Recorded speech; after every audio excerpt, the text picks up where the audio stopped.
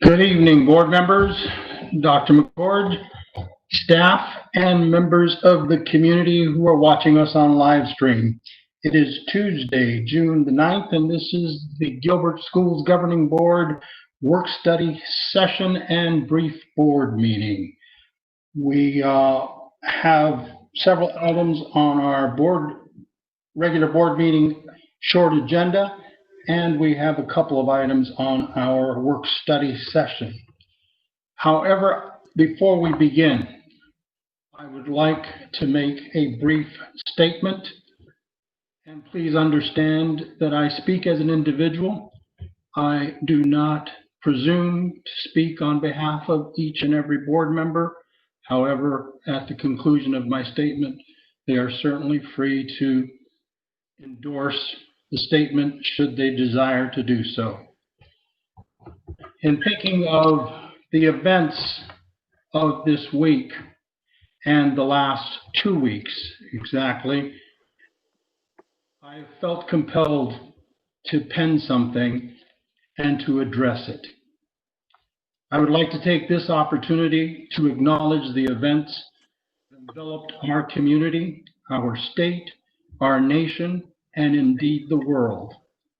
The struggle for equality and justice has been a part of this nation's history since its infancy. As a society, we must continue to strive to become that more perfect union we all desire. Gilbert Public Schools is not immune to the challenges that have sparked the protests that have occurred throughout our country. We must always seek to establish a climate and a culture that is inclusive and just. We must become a community that honors and respects the contributions of all people, regardless of their social economic status. A community is rich when it embraces its capacity to utilize the skills and the talents of all individuals. As Dr. Martin Luther King Jr. stated, human progress is neither automatic nor inevitable. Every step towards the goal of justice requires sacrifice, suffering, and struggle. The tireless exertion and passionate concern of dedicated individuals. In recent days and weeks, we have all watched events that have reminded us that the progress we have made as a society is not enough. We have witnessed the passionate demonstration of people of all races and ethnic backgrounds joined together and demanding equality and justice for all people. In the words Black Lives Matter, we have been reminded that there is still a great deal of work that must be done to establish that more perfect union in our schools, our communities, our state, and in our nation. The Gilbert Unified School District is deeply committed to fostering and embracing the ideals of social justice, equality, and inclusiveness. We reject and repudiate the discrimination, hate, and racism in all its forms. We will continue to promote and endorse the positive efforts of students, educators, parents, and community members to establish a climate and a culture on all of our campuses that honors and respects the dignity and worth of all human beings. In closing, I would like to echo Desmond Tutu. Exclusion is never the way forward on our shared paths to freedom and justice.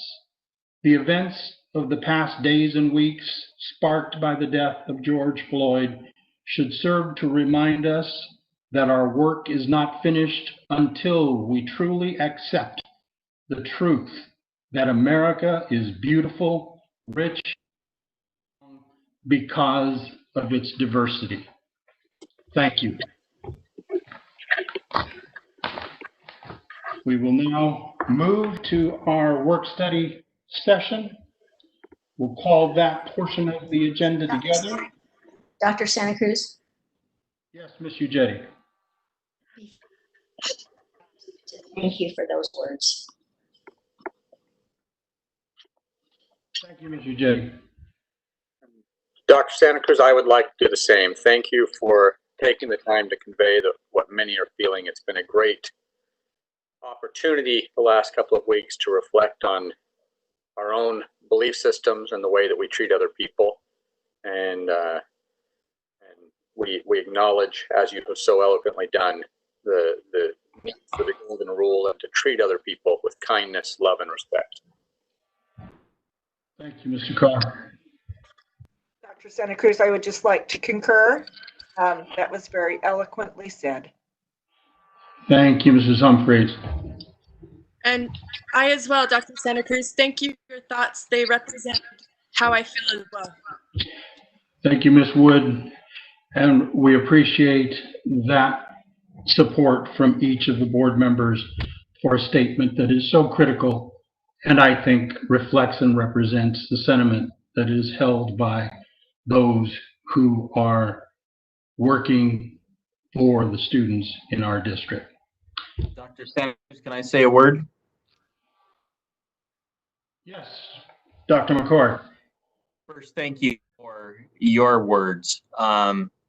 I know exactly where they come from, knowing you for the last 20 years. And as an administrator, as a human being, and as a friend, for those of you that don't know you in that capacity, please know that every single letter in that statement was from the heart. So again, thank you. And I appreciate our governing board members, all of you, for recognizing what this country's going through, what this state, what this town, and what this school district is going through. By no means have we looked in a different direction. We have a lot of work to do in Gilbert Public Schools, and I want to make sure that I recognize that publicly to anybody out there watching or that will see this later.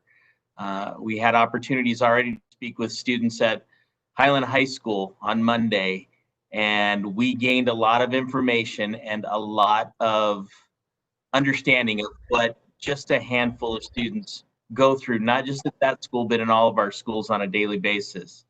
And I stated in my letter on Thursday, moving forward, we're going to do a lot of listening to begin with, because formulating a plan without listening is just a waste of time.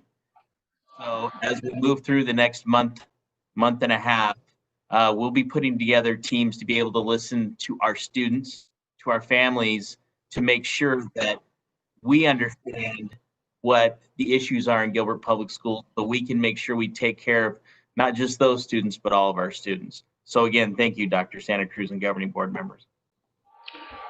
Thank you, Dr. McCord, and my apologies. I should have recognized you from the onset in my rush to get the statement read.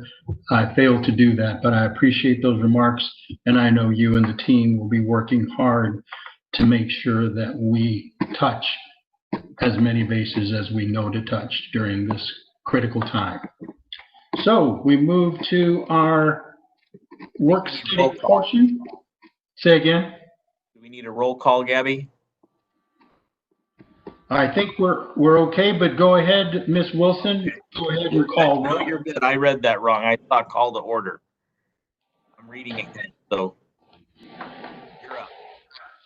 That's okay.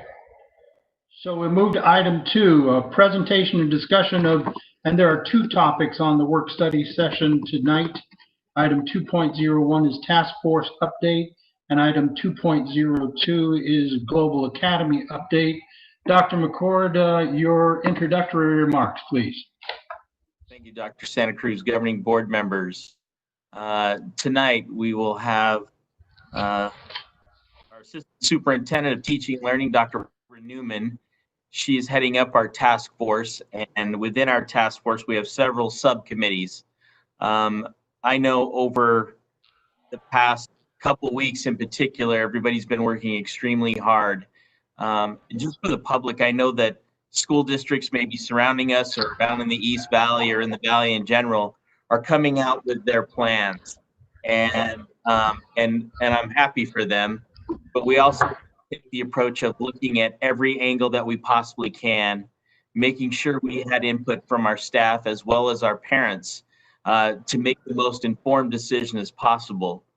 We sent out an email on Friday, I believe, that just kind of give everybody an update of where we're at. And as situations change related to COVID-19 throughout the weeks, we want to make sure that our plan is as concrete yet fluid as possible moving forward. So I'm very happy with where the committee is at today, and we're looking forward to it. I know in the past, when we talked about this, we said we would present on June 23rd. We would like to extend that deadline to June 30th in order to give the committees ample time to put together all the information needed to open up as safely and securely as possible for our students and staff. So, Dr. Newman, you're up. All right. Good evening, Dr. Santa Cruz, governing board members, and Dr. Board. First and foremost, thank you for this opportunity for us to share with you the progress of the committee, as well as some of the considerations that have been made. And before I formally move to my presentation slides, I'd like to ask Dawn, please, to share with you the results that she has compiled, some of the summary for our surveys. First and foremost, that is most important, as Dr. McCord mentioned. And so thank you, Dawn. If you would begin, that'd be great. Thank you, Dr. Newman. I'm going to start by sharing the employee survey results, beginning with a quick summary. We sent the staff, all staff at Gilbert Public Schools, the survey via email on May 31st and followed up with a reminder June 3rd. The total number of staff as of May 31st was 4,398, and we received total number of responses was 3,420. In the slides that follow, I can show you a little bit more detail, but here are some of the key pieces that came out of that survey. We did ask staff where they had been working during the school closure. 71% had reported that they had been working from home, and 29% had been working a combination of on-site and home or on-site completely. We asked all of our employees their level of concern with returning to campuses and offices. 30% reported no concerns, 45% moderate concerns, and 25% very concerned. I'll show you a slightly more detailed slide in a moment, but we shared a range of measures that may be put in place to support a return to our campuses and offices for employees. And we asked our employees to respond how they felt about the importance of each of these measures. Increased sanitization and health screening were by far the top measures. So with the largest number of employees reporting these as very important as part of their consideration and comfort with returning to work and on our campuses and offices and in our offices. We also asked about preferred teaching model. This was around the 3 scenarios that were presented to you by Dr. Newman at the last governing board meeting, stressing that these are not in stone, but these are the scenarios that are being researched by the task force. And by far the most favored model was for students to attend school full-time. Here's a breakdown. We asked our employees the departments or school that they work in, their role, where they had been working during the closure, and their current level of concern for returning to work on campus and in offices. And here are the different measures we asked for feedback on. There was 8 measures, and we asked the employees to mark whether these were very important to them for their return, somewhat important, or not important. As you can see, number 3 and 4 are health screening, and number 7 is regular and visible sanitization. And again, this is the data that we received with regards to their favored teaching models. And the number one preference there with close to 2,000 votes was students attending school in person full-time with appropriate safety measures in place. We, as part of both surveys, we did provide ample space for employees and parents to provide their feedback. It was very important for us for them to have their voices heard and for them to be able to share their thoughts and opinions. Some of the themes in the comments that we received from employees, noting the importance of support for high-risk employees and those with health issues. Concerns were raised regarding shared offices and spaces and how that might work. The need for cleaning products in classrooms and teachers to have access to these. Questions over what happens if there is a positive case of COVID-19 on campus or in a department. How to achieve social distancing on campus. The need for clear expectations. It was stated multiple times that the feeling that kids need to be back in schools and the importance of supporting our students with special needs. I'll now move on to the parent survey results. The survey was sent to all parents Monday, June 1st via email. That's a total of 41,000 parents, and a reminder was sent out on June 3rd. We asked the parents to complete one survey per student, and the total responses received reflecting 22,405 students. Again, we asked our parents to gauge their level of concern with returning to school in person in August. 42% no concerns, 39% reported moderate concerns, and 19% very concerned. We also shared a number of measures that may be put in place, and by far the rather than rate it as very important, somewhat important, or not important, we asked our parents to respond to each measure based on whether it would make it more likely, less likely to send their child back to school in person, or if the measure wouldn't impact their decision either way. By far, the measure that was most likely to support them sending their student back to school in person was health screenings for employees and students. And again, similar to the employee survey results, the preferred teaching model out of the three scenarios was for students to attend school full time, and this was 67%. And this just shows the levels of concern.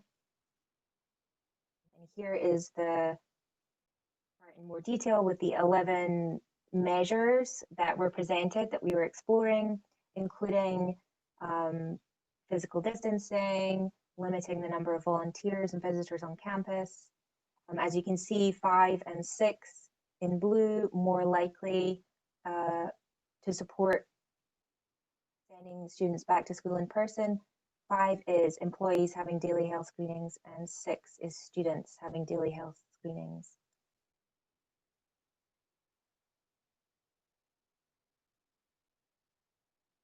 And here, as I noted earlier, based on current family situation and personal concerns about safety and health, if you could choose a learning model for your child next school year, would you choose?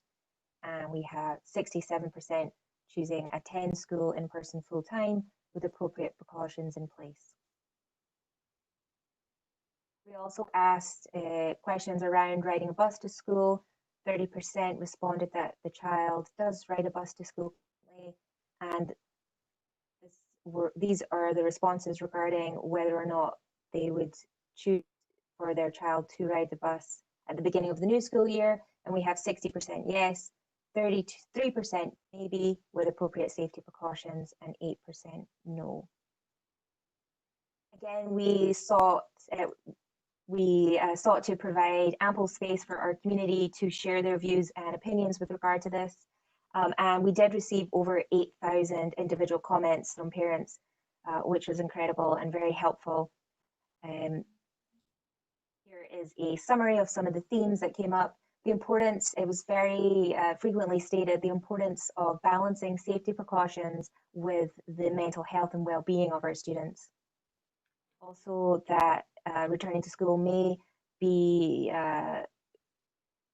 create vulnerabilities for high-risk students and family members, and that there needs to be options. Questions around how health screening would actually work. The need to ensure no more breaks in students' education as they have perhaps already suffered academically. Concerns over the number of students in a classroom and how that might work. Again, similar to mirroring what we saw in the employee survey, it was iterated many times that kids need to be back in schools, that we need to support students with special needs. And again, we heard from a lot of parents commenting, please make the return as normal as possible. And that concludes my sharing from the employee and parent survey. Thank you, Dawn. I'm going to, governing board members, do you have any questions about the survey before we get into the presentation? Dr. Newman, just a clarification for me. The number of, the percentage of folks who on the teacher and staff side said normal as usual, and the number percentage-wise of folks who said normal as usual, I think it was pretty close, if I recall. It was 19 or 20 or something. Dawn, can you give those specific? Yep. So for the, can you clarify what you mean by normal as usual? Do you mean returning to students on campus? Yes. Yep. So for the parent survey, it was 67% responded to be back in person. And I'm going to have to go back and check the data check the presentation just for one moment to confirm what it was for employees.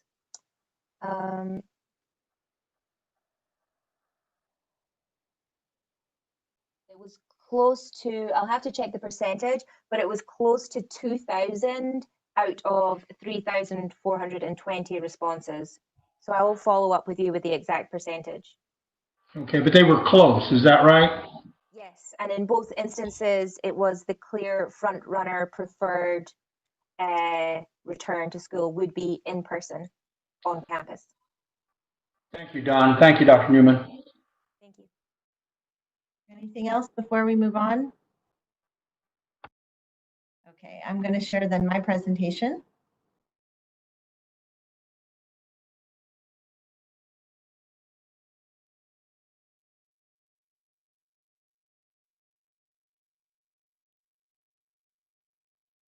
There we go.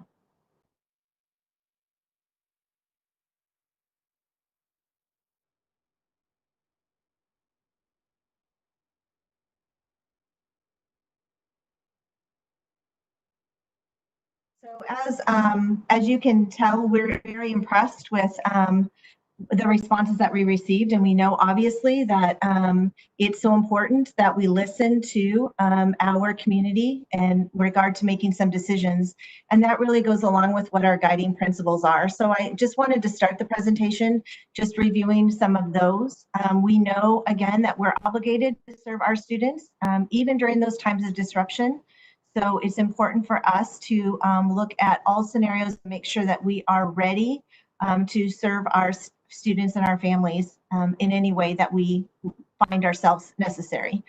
We also need to be sure that we're meeting the needs of all students, including those that have specific learning or other needs, whether that be their situation at home, students with disabilities, and our English language learners. And then lastly, as I mentioned, our decisions are best made when we consult those closest to the problem. So we do appreciate all of the feedback that we received. With that too, we are going to operate again on assumptions. We will be reopening in 2021 school year. We know that there might be some modifications that are needed based on guidance from national and state health officials. And we are going to create plans that take into account both short and long-term solutions. And I wanted to spend a little bit more time as we really started working through our subcommittees and talking daily at our leadership meetings and working with our advisory committees as well. We really were able to perhaps clarify what some of these scenarios might look like. So scenario A would be our return to campus full-time and putting some safety precautions in place. Our scenario C would be our online instruction utilizing Gilbert Public Schools Global Academy.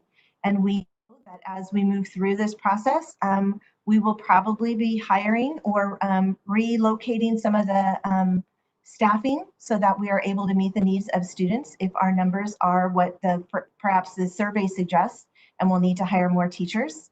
And then lastly, our blended learning model really is more of students that are attending full-time, and then there's a disruption in their life, whether that be specifically related to their health or their home, or something happens in the state or otherwise. So we need to be able to seamlessly move from our scenario A to our scenario B. And that's where our conversations have been for all of our various subcommittees. Again, these are our subcommittees. We moved from initially thinking we were going to need 11, and Mr. Ryan and his team very, very wisely decided that we probably need to separate one of those committees into two. So all of the subcommittee leaders are here during this evening on our WebEx presentation. So at the end, if you have any specific questions, they are here and ready to answer those for you. It was important for us to be sure that we share with you what we're sharing tonight are our considerations. Relate some of the conversations that we're having, some of the areas that we're discussing. We don't have the set plan in place. We are meeting again as an advisory team on Thursday, and that is when all of the leaders will come together with what they believe would be the plan for their specific area. And then the advisory committee will look at those recommendations. We'll be able to really solidify what our plans are once we see and hear more specifically about each subcommittees. We know that so many are interrelated, that we're going to be going to the advisory with what we believe is our best plan, listening again to all of them, and then making adjustments accordingly before we share out what our final plan will be at the end of it. So our subcommittee focus areas, first and foremost, it was perfect that Dawn started. Thank you, Dawn, for the information, because communication is going to be key. So as Dawn leads this committee, it's important to make sure that we are addressing and presenting information for all of our audiences, our students, our parents, and our employees, and that achieving the consistency and that clear district. We have been doing that since March. We've been trying really hard and circling back to that message. What is that message that we want to deliver? Make sure that it is clear and it is a message for the entire district. And then also making sure that the communication channels, the existing ones, continue to work. And then already her committee has looked at the importance of providing parent website specifically to this task. And for that reason, they are developing it right now, and they will be sharing it out as soon as it is ready. But that will be it will begin with the information we have now, and it will be continuously updated and more information shared as that information is presented to it. Dr. Newman, this is Mrs. Wood. Can I ask you, could you give us a brief description of what the subcommittee is, the representation on the subcommittees? Who's involved working on this? Yes, I will. Thank you. And actually, I have my notes, so thank you for asking for them. I should have given those to you. The subcommittee is comprised of 15 members on our advisory committee. With that, those are staff, parents, and governing board members. Then the subcommittees there are 12 of them. There are over 100 members that are representative of the same groups. And then in addition to that, we have additional work teams. So we have about 20 individuals that do not sit on the subcommittee, but they are doing the work that then guides what those individual subcommittees do. and the decisions that are made. So essentially, we have 135 individuals that are providing and working with that individual process with the feedback. And then in addition to that, we circle back out to various stakeholders as we continue through that process. Thank you. Thank you. I appreciate that. Our whole child supports, that's why we're here. We're here for our kids. And so it was really important for Susie Cadena and her team is working on that. What is that social emotional learning and those trauma-informed practices that we need to be sure that we are ready? We have that tiered approach for our students. What will the identification of needs, and even more so, how can we do that quickly so that we can provide the supports for our students and our staff? Re-engaging the disengaged. We have some students who maybe did not engage, not maybe, we do have students who did not engage in our Q4 learning. And so therefore, it's important for us to re-engage them in this and in their learning, and as well as addressing the grief and loss. So Dr. Santa Cruz so eloquently put it, we not only do we have students that have dealt with COVID-19 and being away from friends in Q4 and suffering losses in that way, the world is looking very different for them and they're experiencing some things as well. And so it's really important that we have supports in place for them, and we are able to do that. In addition to that, we are really pleased that we were able to already, thanks to our override, put some mental health supports in place for next year. So we have our social workers and our mental health counselors that will be at our secondary campuses. We continue to have the support of our social workers at our elementary campuses, and just being able to provide that continuum of care, K-12, elementary through secondary, and also continuing with our community partnerships that we have. And the third thing, as we're looking, and as that committee is looking at whole child supports, what is that professional development? What is the professional development being for our administrators, for our teachers, for our support staff? We have our behavioral health teams, and they are there. What professional development and what guidance can we provide for them as they're working with and supporting our students? And then also our district crisis team as they're engaging in various activities that they have. For academics, that's the committee that I, and actually Ms. Wood, you're on this as well. That's a committee that we are on. For academics, we're looking at that continuity of learning. We know that we need an accessible platform for our students and families. We know that we did our best in Q4, but it's important that we have a platform, almost like, as I mentioned before, a one-stop shop. So we are not having our families, our students, our parents looking at all different kinds of apps, a compilation of apps. Well, we have some really great apps. We want to be sure that we're able to put that all in one place for them as they access. We also, as we look at the continuity of learning, we want to look at our curriculum. When we are looking at scenario A, which is where we know most of our parents and families and staff want to be back at school, it's important that we continue to use our district approved curriculum. It's important that we continue to engage our students in that. We also know that if we do have to move due to a disruption to a blended model, that we continue to also use that blended and that district approved curriculum with some online supplemental resources.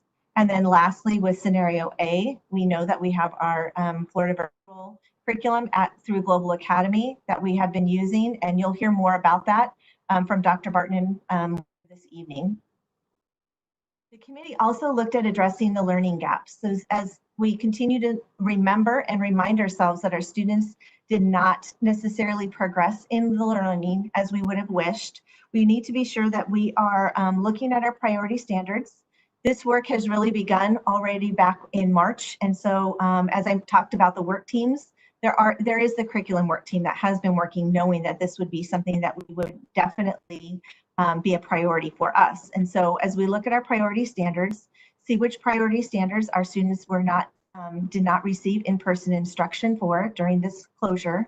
And then also determining with that, we know we're not going to take Q4 and we're not going to pop it into Q1 of this next school year. So instead, our team has worked on looking at our curriculum guides, looking at our scope and sequences, and saying, so if I know that students are going to be learning this concept in this school year, meaning the 2021 school year, what scaffolding do the teachers need to have in place for them to be able to progress at this grade level standard? So we want to make sure that we continue with the grade level that the students are in while providing those supports. And then also for the learning support and services, we look at that in two different ways. For example, in special education, we need to look at what does instruction look like for our special needs students, but also what are the services look like. Same thing with our students that are on 504 plans, our students that are receiving title services, and then as well for our ELL services. So we are really looking at two things for those. What are those learning supports, and then what those services are. And then John Casalhano is leading the remote learning technology team. The teacher training we know will be super important, whether that be the platform or the curricular pieces that we use. And also training our teachers on best instructional strategies for online learning, how to engage, we were just having this conversation, how to engage our students in a platform, perhaps if they have to move to an online or a blended situation. Parent training and support, training and information, and a lot of this will be able to be placed on our website for platform access, resource navigation, and then also strategies for student support. That's probably one that we really didn't address quarter 4, but we do know that that's important for us to do that for our families and for our students and for our teachers as the students keep, as they perhaps continue with their learning through the classroom work as well. And technical support, continuing to help our families to ensure that our students have access to the resources and the devices that they need. And then also distributing that device at a K-6, since our 712 students already have that. And looking at perhaps moving our insurance options that we provide for our families at the 712 level, offering some of those. Those are as a consideration that the committee is making right now. Do we want to offer some of that similar things to our K-6 parents? And again, that internet accessibility, working with our, both with our whole child support team and with our title team, and looking at the resources we have, like we did this past quarter, of seeing what funds are available for Title IV. So if our families do not have internet accessibility, how can we do that and support them in that way? Campus operational management is led by Jason Martin and Marcy Taylor. And they are really, this is the nuts and the bolts. These are the things that the parents and kids are going to see. What are the schedules going to be like on a campus? What resources are needed for them? And really a lot of this is this campus processes and procedures. What is the classroom setup going to be so that it is providing opportunities for us to keep our students in a safe and healthy environment. When we have common areas, in our common areas, what will that movement look like? They're talking just even about students moving from classroom to classroom, students moving from a classroom to another area. Cafeterias, what will that environment be? Do all students need to eat in the cafeteria? So there's been some great conversation that they've shared with us at the advisory committee, and even with us in our leadership meetings every day about some modifications perhaps can be made at that time so that we don't have a large group of students in a particular area. Playgrounds, what are playgrounds going to be? What are some of the access to our students getting some physical activity? Office areas, we know that we have our office staff, and what precautions and what procedures and can we put in place specifically for our staff. But we also know we have families coming in, and we have staff. They love to come into the office, and they love to, interact with their staff members that are in the office. And so it's really important to establish procedures about how they can do that and ensure that they are doing that in a way that is the best for all of our individuals at our campuses. And then lastly, cleaning. And that cleaning really ties directly also into the operations. That's just to the right of this section. What does that look like? What resources are needed? When will that happen? How will that happen? Who will be responsible for that? Those are all of the pieces that that subcommittee is working on right now. With operations, Bonnie Betts is leading this committee and looking at the financial impact, the CARES Act grant, and how that money might be utilized. We know that it's going to cost more for us to this next school year. just because of some of the things that we're going to be putting in place. Monitoring the funding, and that can also mean the monitoring of the funding for our ADM and how we're funded as a district for our students. And then just making sure that in the warehouse they have there's protection equipment for our staff, the cleaning supplies are available, and how does that translate when they need something. So putting processes in place so everyone knows where to get things, how to get things, and looking at how those are going to be paid for. Nutrition services, looking if there needs to be some modifications to the lunchroom. As I mentioned, these are all considerations. More specifics about decisions will be made when we talk later. And as the advisory team does provide additional information, and as when they look at our recommendations from a subcommittee, they'll be able to guide us as to where that might be. Transportation, the cleaning of the buses, making sure that we also, in addition to full cleaning of buses on a daily basis, also looking at hand sanitizers at the bus entrance, and also through a facilities perspective, providing and putting some ductwork inline infiltration within, cleaning protocols and materials, making sure that what is the best protocol, how is it done, how often should it be done, who should be doing it, as similar to the campus operational management team is looking at some of those, and then also making sure that sanitizers are throughout the building. So for example, we just had a conversation the other day of, at an elementary campus, where are the important places to make sure that we have sanitizers? Is that the same at secondary? No, it's not. And so at a secondary, at a junior high, where are those places? At a high school, where are the best places for those? The next two subcommittees are led by Jared Ryan, and they really are, these two are interrelated, but they're also very, very different and unique. So our extracurricular looks at the athletics, our performing arts, our special areas, and also the activities that they may do.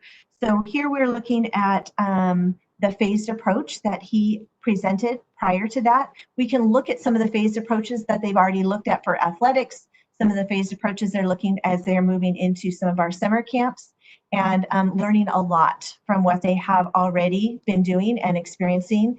And that really does help us get insight as to where we might do as we've tried to replicate some things in different situations. The other thing is too, for this area, this might be performing arts, this might be special areas. We just communicated today, CTE is one that, while that's not extracurricular, CTE does involve activities and things that look very different. So those are the components of that extracurricular committee. And then the programs, the before and after school, VIK, enrichment, preschool. Are we looking at a modification of a schedule maybe, or offering that option for parents? That's what they'll be considering. That's what they have been talking about in their subcommittee. Summer and holiday camps and specialized programs.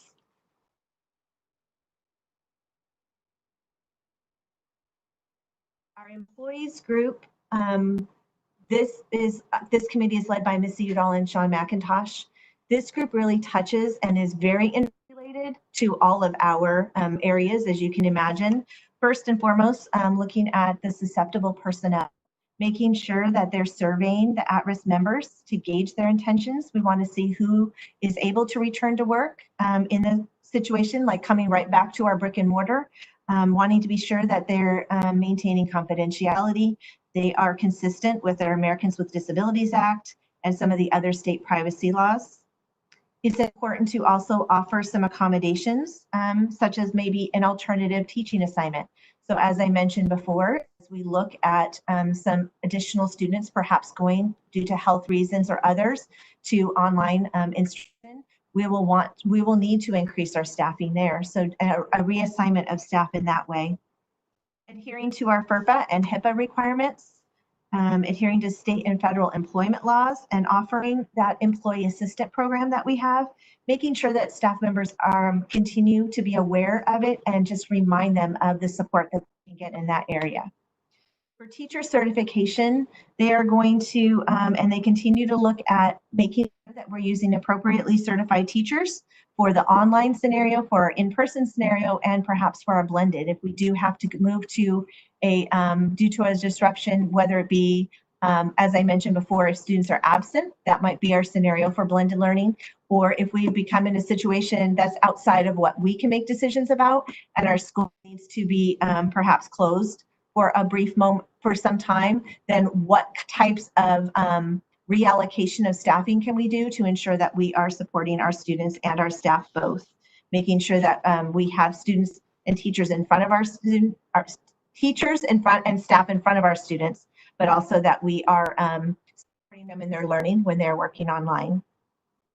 Staffing and adjustment costs, just to consider, is there a need for us to employ additional staff in certain areas, whether that be nurses, healthcare aides, custodians, full-time substitutes, and other employees, and what might that look like? And so as they gauge some of that and get feedback, for example, from some of our parents, again, we'll have to be circling back and see what their choices, based on the choices, what their options are. What do they want to choose and what is best for their student? And then that will again circle back to the employees so we can be sure that we are ready to serve them in whichever way is best for them.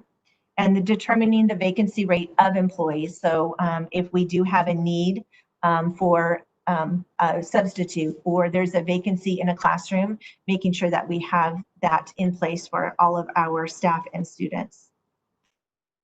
Also, as we return to work, making sure that precautions and procedures are in place, allowing our vulnerable staff for health reasons to wear some personal protective equipment, establishing a process for check-in with vulnerable staff. So our administrators, there'd be a process for them to check in with those staff members and see if they're and help guide them with the questions that they could be asking so that they can best support the students or communicate needs back to that employee subcommittee group or to our Office of Talent Management. As well, they will establish a point of contact, local health department as needed and as appropriate. The next area that they are looking and considering what our processes will be is that return to the reporting of identified COVID cases with employees, whether that be establishing the procedures and training with school administrators, school nurses, and other healthcare providers, so that we can, maybe they have COVID-like symptoms, and what procedures are in place to utilize and to remain healthy. Inform those that have had close contact with a person diagnosed with COVID-19 to stay home, follow the state guidelines and the State Department of Health guidance as well. It'll be important to have an easy to read flow chart for employees, so that when they know that they need to report a possible diagnosis or exposure, they have that readily available to them, so they know exactly what to do and talk to about that. And then also to report those confirmed cases as appropriate. Our Families First Coronavirus Response Act and our American with Disabilities Act are it's important to establish easy to follow guidelines for the employees who qualify, and also to inform and educate employees of their rights under those acts as well. So that would be all of the considerations, and obviously not an all-inclusive list. We learn more every day about some of the areas that we need to. So that will continue to grow, I'm sure, just as some of the others will. And they will work in close contact not only with some subcommittees that I've already mentioned, but with health services. Jen Frost is leading that committee, looking at what our Department of Health guidance and CDC guidance is, what directives or developments occur, and what is needed for that. And also to develop guidelines and protocols for district offices, for campuses, for their offices, as well as their classrooms. Making sure that students receive protocols. We're educating our students. We're providing protocols for treating our students and protocols for giving them more information about prevention. Same thing with that staff, that education, the treatment, and the prevention. Some of those will be put in place by this committee. Developing modeling education for students and staff regarding proper hygiene, whether that means signs and symptoms of illness, positive practices to stay healthy. And in addition to that, looking at protocols for procedures, just as the employee group will doing that, we'll be working with her and her team at what those procedures are for illnesses, what the procedures are for outbreaks, and what those prevention modalities, whether that be masks or barriers, are most appropriate for the various groups. our last two subcommittees, accountability, that's led by Brandy Burton, and accountability really talks about various types of accountability. For example, assessing student growth. We will not have spring 2020 instruction or assessments, and we won't have spring 2020 instruction. And so how do we assess where our students are and what they need? We know what we want to teach them. We know we have a plan for that, but what are we going to use in order to assess and provide information to our teachers to inform what that instruction will be? In addition, we know that for our teacher evaluations, there's an accountability piece related to part of that is school letter grade. And in absence of that, or in absence of a letter grade that is more than a year old, it's important to look at that. And so she will be working, and she has already been communicating, as I mentioned, interrelated work all of the time. She's working with Vicki Jones, who does a lot with our evaluations and does some of the guidance and development of, working with the Office of Talent Management as well. What would our evaluations look like in regard to some of those indicators? We learned that it's very, very different for in-person, in-seat kind of instruction and engagement. It looks very different when we're looking at virtual or online. And so making sure that we do provide some of that for them. Attendance requirements and reporting. Right now, currently, we report attendance differently for in-person and for online. And this year, the state did allow us to submit a comprehensive plan. And by submitting that, they allowed us to continue with our in-person attendance reporting. Will they let us do that later on? We know. And so it's important for us to be aware of that.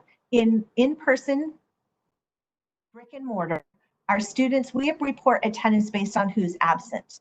That's considered negative attendance. When we look at online learning historically and what we currently do for our AOI, for our Global Academy, is we're reporting the number of minutes that students are working on a course.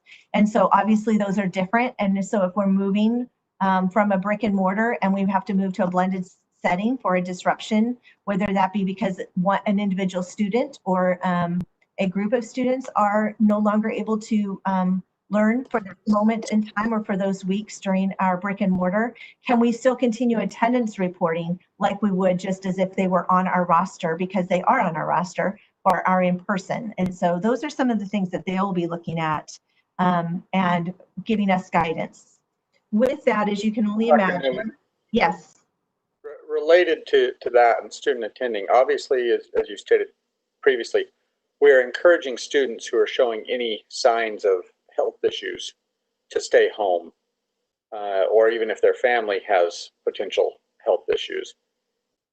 Yet we tend to send letters home and track attendance if they're excessive attendance. How will we balance that, where we want students to stay home in certain cases to protect themselves and others, but we have limits on how many absences they can have?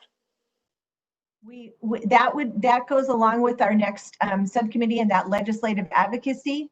We have talked about that. We talked about, so are we going to send that 10-day letter, right? That 10% that the students need to be, once they miss that, we generally will send a letter home to them.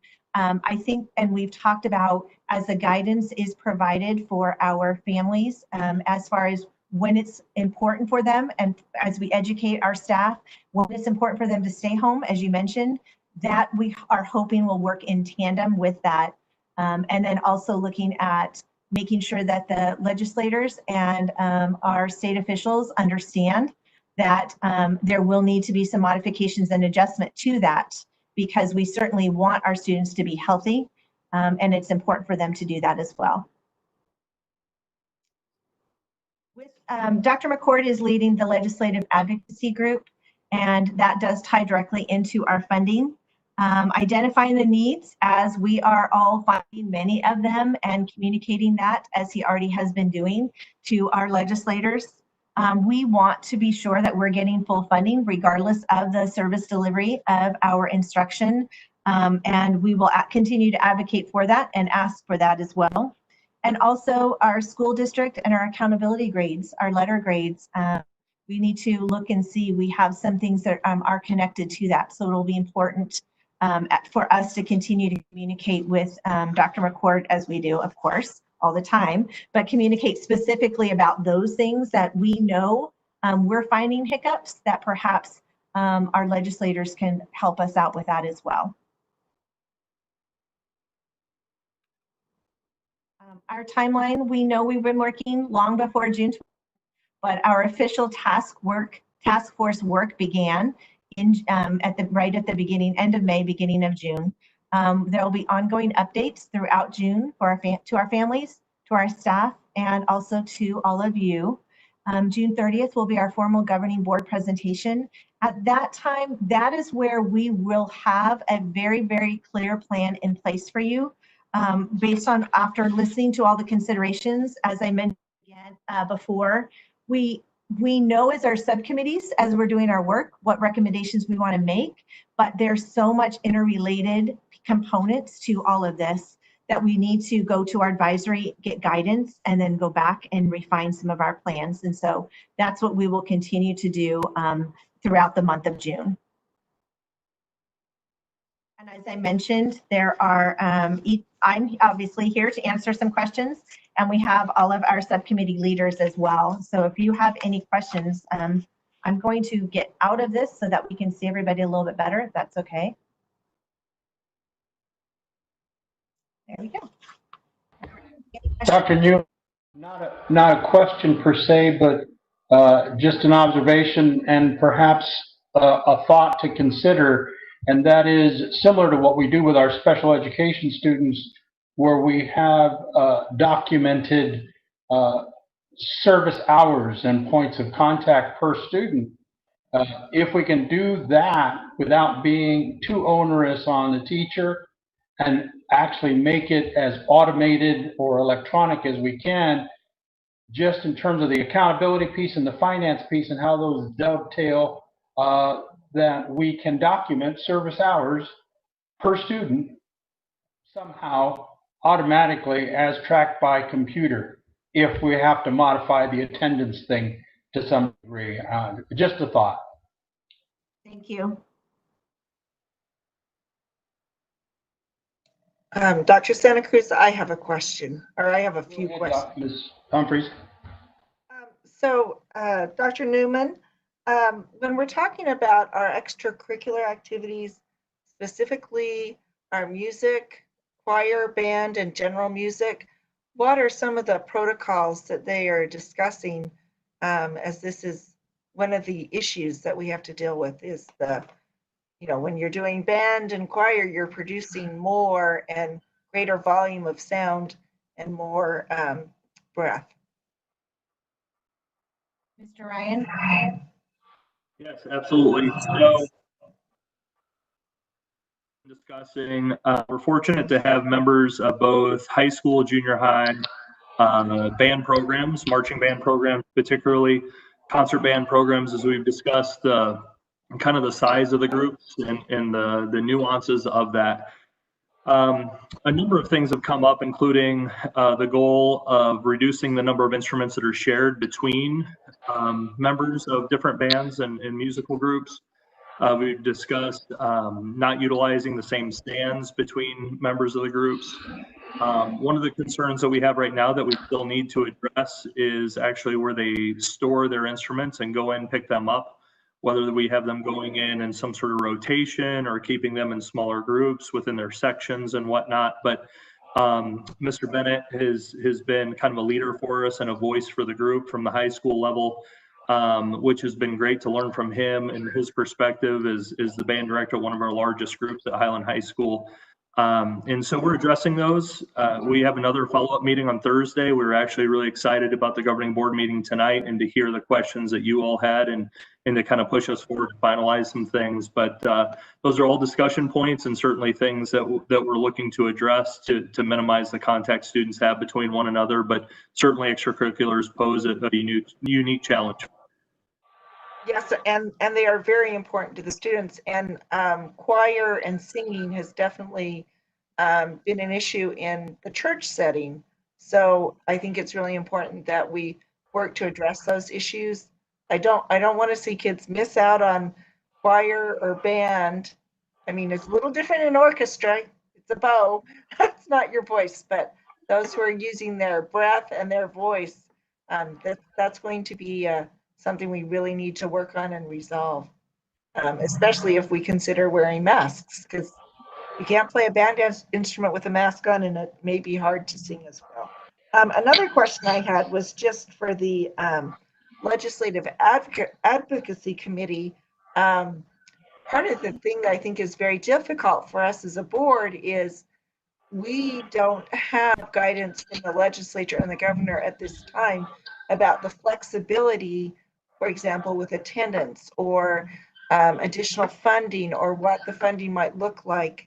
How are you addressing those issues? Because you have so much you don't know, it's difficult to figure it out. Bill, what we have done and what I'll continue to do is communicate with representatives, not just from the legislature, but other groups that represent ASA, ASB, as well, others who work on behalf of school districts.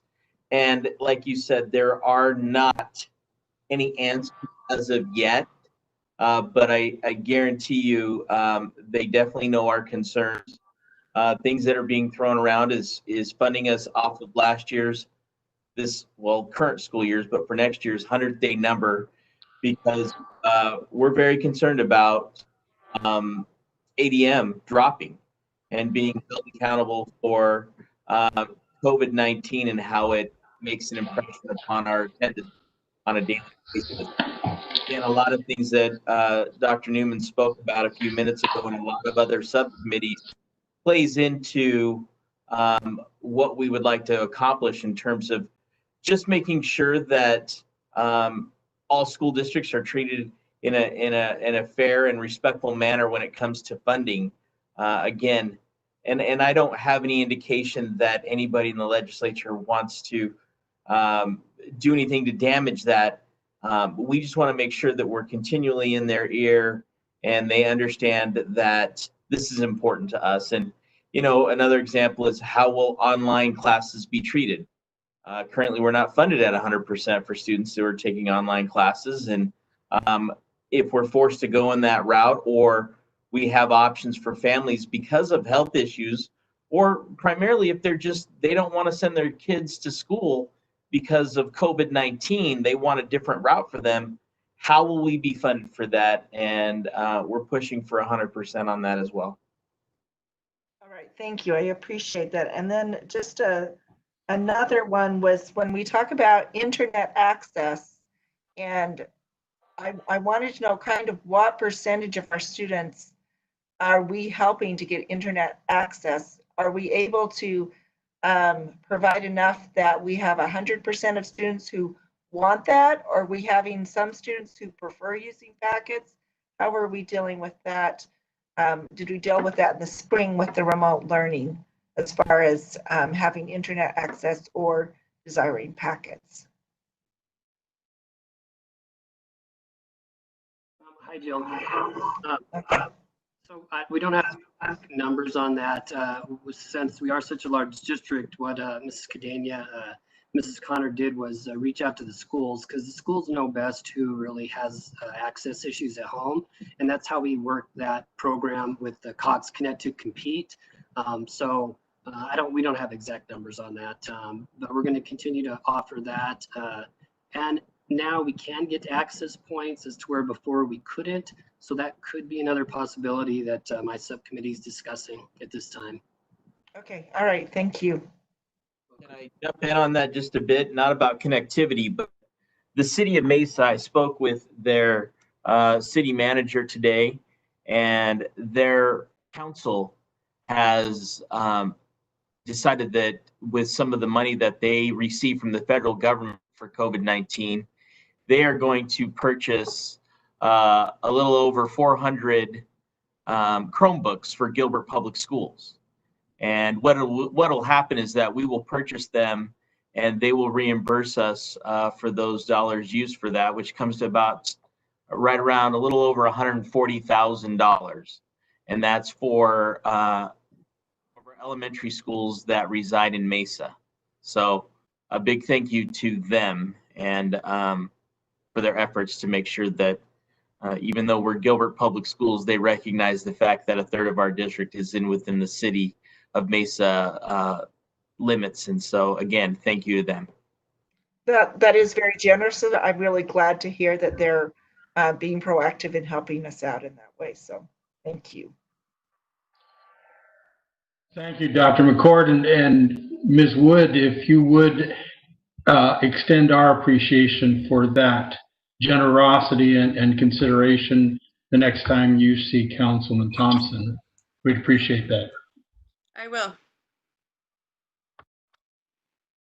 Oh, just one more thought. I do want to thank the committees for all the hard work. This is a lot of planning that we're doing in a very short space. And, you know, instead of taking 2 years to do it, we're going to smash it into 2 months. So thank you to Dr. Newman and all of the committee members for that hard work. Other board members, any questions or comments? Dr. Santa Cruz? Yes, Ms. Wood, go ahead.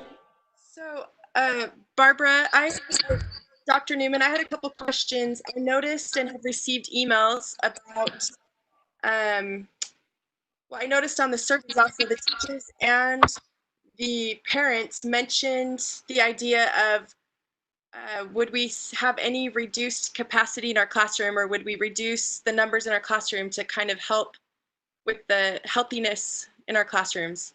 Do you have any comments on thoughts about that? That would be our campus operational management team. Jason or Marcy, do you have any? Hi there. We have studied that right now from our perspective. We are not proposing to do any of those things. We do know that possibly with some of the students wanting to go to online learning, that it could reduce the overall population in the classrooms with that. But as of right now, that is not a consideration just because of space and staffing and all of those other implications. Okay. I think we need to, yeah, go ahead. Go ahead. I was just going to say same. It's Okay. been a larger discussion with that committee for both levels. If we could just keep that in mind the best we can. First of all, we've committed to having more teachers in our override. As far as, you know, I think we have some ability to have that staffing. And then I think if that's something that's been mentioned by teachers and parents, if we can find any way to just have even just a, you know, a little bit of reduction. And it sounds like we might just naturally is kind of the idea. But if we can kind of keep an eye on that and just see what we can do to manage that, I think that would be important. And then we received many emails and feedback and you mentioned it, Dr. Newman, that we want to take into account the health and prevention, but we also want to return back to school as normal as possible. Like, we received several emails about masks. We received several emails about different things like that that might be prohibitive to the wellness and the normalcy of school. I just, as you went through the health subcommittee, that was kind of mentioned, and I just wondered how can we have a balance? How can we try and, you know, find a balance, the right balance of that? The subcommittee is working on that to give that guidance, but we also, just as our guiding principles, we want to be sure that we are listening to what our families are saying and our staff is saying. Dawn shared, you know, when she shared the statistics, our families really said that it was important for their students to not be required to wear masks. And so that will be that information will definitely guide some of the decisions that are made as well in relation, as you mentioned, to health services and Jen's committee. Great. Just so that we'll take that into consideration. That's great. And I know we're all doing the best we can and trying to do this. I just wanted to make sure that was mentioned. And then finally, I just want to mention again, and I know we've talked about this in subcommittees, every single subcommittee has, just that we are mindful of our teachers and what we're asking of them as we, try and accommodate the best that we can and add different things on them. I just want us to be mindful that we are realistic and supportive in what we're asking our teachers in their classrooms, and not adding and adding and adding to what they're trying to do. They can focus on the students and the learning and those basic things, and not, there's going to be some, here and there, but just how do we best support them, be mindful of them and what we're asking of them. So thank you. Thank you.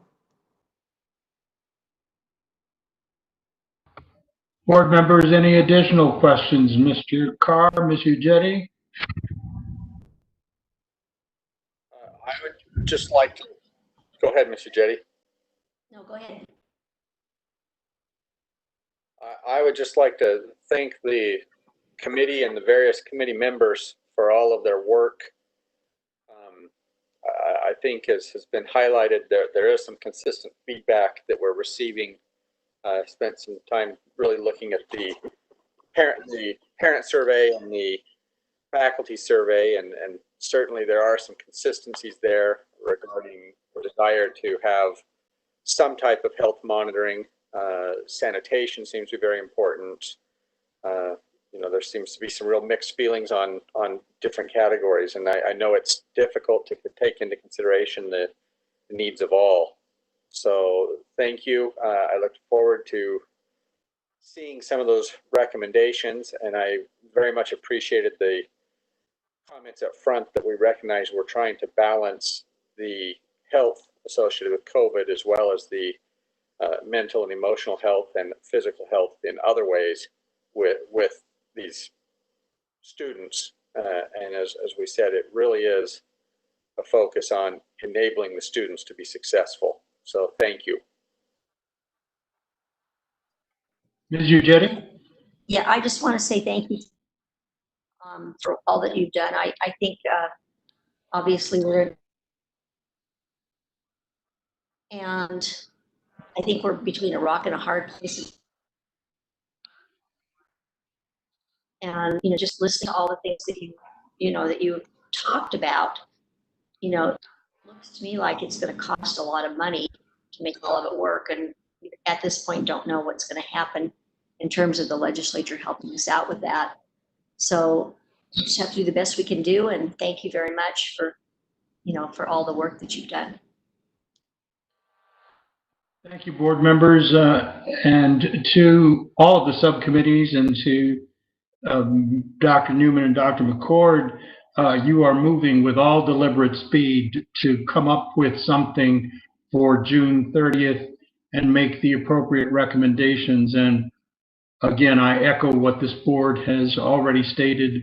We appreciate the hard work and all of the effort that is going into getting us back to a sense of a new normal.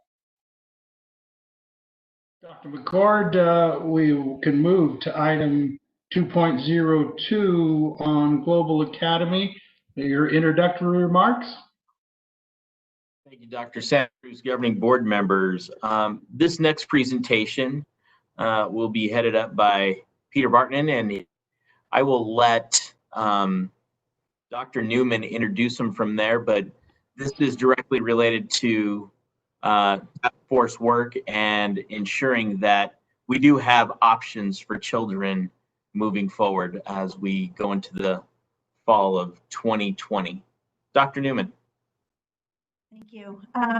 Dr. Bartman, if you don't mind starting to share the presentation, that would be great. As Dr. McCord mentioned, this really is an opportunity for us to share with you, as well as to our families, what type of curricular options we do have for our students that will choose an online option or scenario.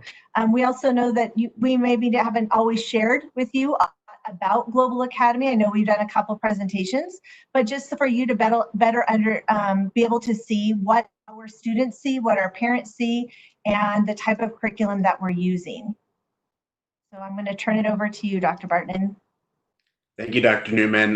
Dr. Santa Cruz, governing board members, and Dr. McCord, thank you again for the opportunity to share what Global Academy looks like and what some options are going down the road. When we talk about Global Academy, there's really two components to our program. We have our curriculum provider, which is Florida Virtual Schools, and our learning management system, which houses our curriculum, called Agilix Buzz. So I'm going to kind of divide my presentation in half and show you what each of them looks like from both the student and teacher perspective, and go into just a little bit of detail about what we've done with each of our components here. So to begin, Agilix Buzz is our learning management system, and it is the preferred learning management partner of Florida Virtual Schools. So it's included with our Florida Virtual School license. Agilix Buzz is compatible with Google, which is obviously our district standard in terms of what students and teachers use. And then it's also compatible with Turnitin, which is anti-plagiarism software. Global's been experimenting with Turnitin with good success this year, and I know several of our high schools use it as well. Buzz provides us some robust tools for content creation. It isn't just a place where Florida Virtual lives, but there are some tools which I'm going to show you that teachers can use to really customize their courses and personalize it for students, and also bring in some of the adopted curriculum resources that we have in our district. So in addition to those adopted resources, teachers are able to import content from every other Florida Virtual course within our catalog. So even if a teacher is teaching 9th grade algebra, if they need to bring in some content from pre-algebra, for example, they're able to do that very easily and bring that in from another class from our Florida Virtual curriculum. Through Buzz, teachers can also import curriculum from Khan Academy as well as Open Ed. So there's some resources automatically built into the system. And then obviously, like I mentioned, we have lots of adopted curriculum that teachers can link to or import. And we're researching ways on what that might look like specifically for all of our resources from kindergarten through 12th grade. Over the past few years, our technology team, as well as Global Academy, we've worked to really make Buzz a part of what we do in our district, especially for students and for parents. So for students, Buzz is right on their Rapid Identity homepage. So all they have to is click that tile and press launch. We've customized our homepage, and we plan on customizing it further if we have to have a larger audience of students joining us. But we've tried to build out our social media. We've tried to build out some videos and training materials for students and parents. When students log in, this is the first thing that they see. And again, what you see here is pretty customizable. And we've put things up here that our Global Academy full-time students definitely need. Like I mentioned, I've been building out over the past few months a set of orientation videos so that any student who's never taken an online class before or who's never taken a class with Global has something to look at and model their first steps after. We really want students who are new to this to be able to jump in and get going as quickly as they can. Within Buzz, we have the ability for teachers to communicate with students and students to communicate with teachers. So there's a communication component built in that capitalizes on student email accounts, but there's the convenience of having the communication piece within our platform. Over the past couple years, I've developed a technology help page. All the questions that we get, all the things that we know that students need to know how to do when it comes to their Chromebook and online courses, it's all here. And we've compiled a frequently asked question page with screenshots, with videos, and helpful tips for students and parents. again, so that they have ease accessing our content and doing their courses.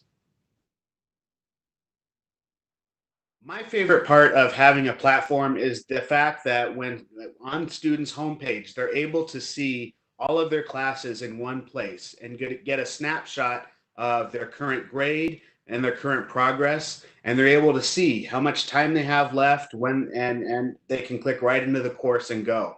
Students and parents are able to see this and they can click on this. If you see the bar chart icon on one of those course cards, that takes them to a very detailed grades page, which I'll show you momentarily.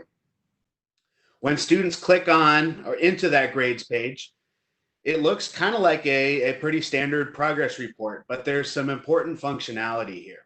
First of all, if you see at the very top assignment, there's a little bubble, which indicates that the teacher has provided feedback. Our teachers are able to provide either written or verbal feedback to students on their assignments. And so all that feedback is compiled here in the grades page, and students can go back and look at that at any time. Over on the right-hand side, you'll see a set of due dates. The way that Global Academy is set up is that students are enrolled at pretty much any day of the year and can move through the course at whatever pace they need to. These due dates are a benchmark for students to follow in order to finish the course in that default 9-week time that we give them. In the way that Global's set up right now, students are definitely able to work ahead, and they can also turn things in past that target due date with no penalty. But we really wanted to give students a guide, and to help keep them organized and help their parents keep them accountable towards finishing their work. The best part of this grading page is that there's a lot of information embedded when you click things. So students, when they click an exam, for example, that they've already taken, they can see the questions that were asked. They can see what answers they got correct and what they got incorrect. They can see how much time they spent, teacher feedback. There's just a ton of information and analytics built into every single assignment that's available for students to view once they've completed that assignment.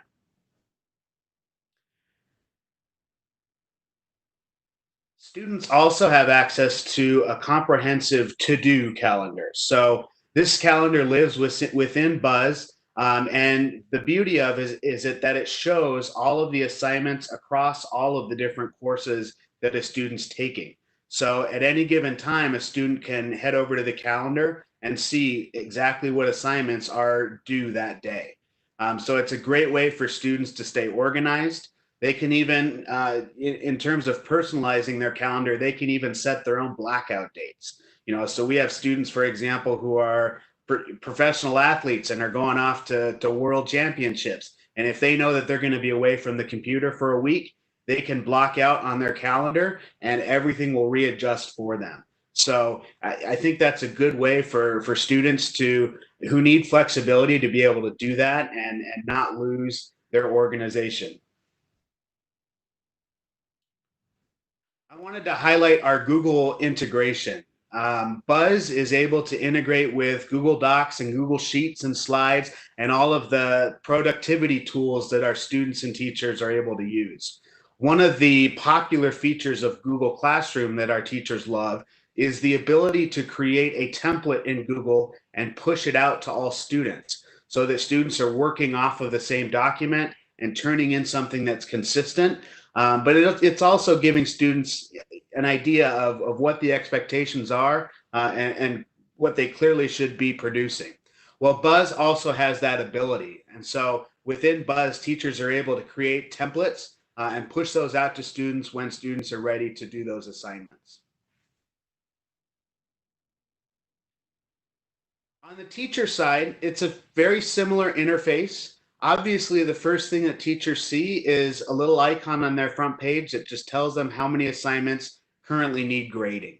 And when teachers open that up, they simply get a list of the assignments and a little interface to enter points and provide oral or written feedback to the student. We can also customize the landing page as much as we need. As you can see, I've put up a couple resources for our online teachers that they need pretty much every day.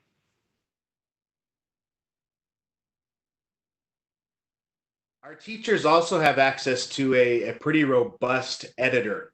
So this is just a glimpse of it here, but this is essentially a drag and drop tool. So if teachers want to move things around, it's just as simple as clicking and dragging and moving it to a different spot.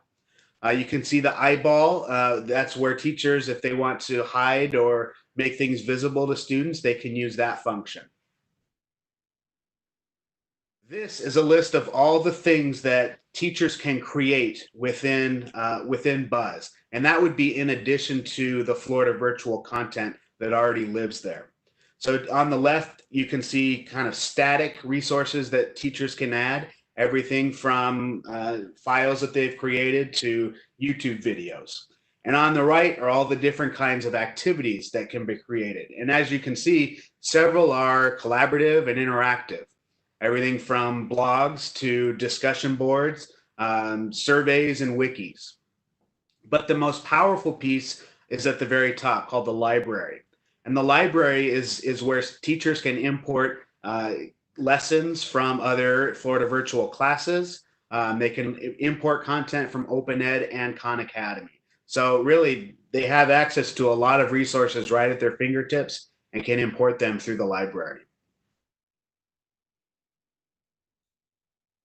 Here's an example of just a couple basic customizations that my full-time teachers have done. My full-time teachers, they're a part-time basis, so we really don't expect them to do a lot of modifications to the curriculum that's already there. So what they do is customize their classroom and really make it a place where students get to know their teacher. They're able to access their content information or contact information. And some teachers have even gone so far as really providing more direction on assignments that are there and giving students specific things that they need to do and just some help in addition to what Florida Virtual tells the students. Other features that we provide through Buzz, we provide parent portal accounts to all parents if they have students who are taking a class with us. And that parent portal account gives the parents access to everything a student sees. Parents can do everything except turn in assignments through their parent portal account. And so we really value that transparency. We want parents to be partners with us and supporting their students. And so we want to give them access to everything so that they can use it. We also, through Buzz, are able to provide parents with email and text alerts that are pretty much instant. Parents can be texted or emailed when their student's grade falls below passing, or when the teacher grades an assignment, or even when the student turns something in. Students can also get those notifications as well as if they opt in to do that. From a more district level and even at an administrative level, we are able to run detailed reports on activity and grades and mastery, and we're able to align standards to whatever activities are built in the Buzz shells. So next, I want to flip over and talk about Global Academy's curriculum provider. Florida Virtual School is a not-for-profit entity. It's actually a school district, a statewide school district in Florida, and completely online. And so they have teachers developing their curriculum and engaging in a cycle of refreshing and updating that curriculum. So a Florida Virtual course will get updated every couple of years, which is great. The curriculum does meet standards. It's Advanced Ed, which is now Cognia accredited. And it meets the Quality Matter standards. So it is very high quality. It has lots of engaging activities, lots of rigorous texts, as you're going to see. And I wouldn't say it's the easiest option out there, but it meets the standards of Gilbert Public Schools. We purchased a 6th through 12th grade license beginning in 2016-17. Global Academy is always, or at least as long as I've been there, been 7th through 12th grade, so we haven't really used that 6th grade component, but we now have the possibility to do that thanks to you. We're also interested in taking advantage of the kindergarten through fifth grade license, which has been piloted for over a year, even by some districts, even in the Valley here, and became available for public consumption on May 1st. We are not the only school district in Arizona or the greater Phoenix area who use Florida Virtual. We have about 5 or 6 districts who are joining us in exploring the kindergarten through fifth grade curriculum, and really exploring how it would work. And I'm collaborating with them on what are some best practices that we can put in place to really meet the needs of those students, because it's going to be quite a bit different from our secondary crew. This is a pretty typical Florida Virtual lesson. I chose a lab biology class on classification of living organisms. As you can see, it's a pretty friendly user interface. Students have access to a glossary. In many courses, they also have access to some videos that will help them practice essential skills or brush up on something that they might have forgotten from a previous class. The next slide shows this is the same lesson. So I just wanted to give you an idea of how much content is packed into these lessons. And it's not just reading, it's not just videos. There's interactive materials, there's virtual labs. There's lots of things that students engage in before they have to produce something and to show their mastery. A typical Florida Virtual unit is laid out like this. You can see those icons that look like blank pieces of paper. Those are actually the lessons. So students spend the most of their time engaging in those lessons and practicing, and then move right down the list into their assignments. So you can see quizzes, you can see drop boxes for students to produce work and turn it in for feedback. You can also, in our units, you'll also see discussion-based assessments, which are designed for students to have conversations with their teachers and really verbalize what they're learning in their course, and showing their teacher that they're indeed learning the material. I wanted to show you a glimpse at the elementary curriculum. You can see that the user interface is definitely more elementary friendly, and Florida Virtual has even integrated more tools for students, including a text-to-speech tool that's built right into the curriculum, as well as quite a few more resources for elementary teachers to scaffold learning for students. Lastly, I wanted to share the catalog offerings. At the elementary level, we know that the curriculum will provide core classes, and I've also seen electives, including physical ed, technology, Spanish, and visual art. At the middle school level, we again have core classes as well as some credit recovery classes, and our elective offerings are a little bit broader, including PE, reading, study skills, Spanish, coding, and art. And then at the high school, our course offerings are quite a bit broader.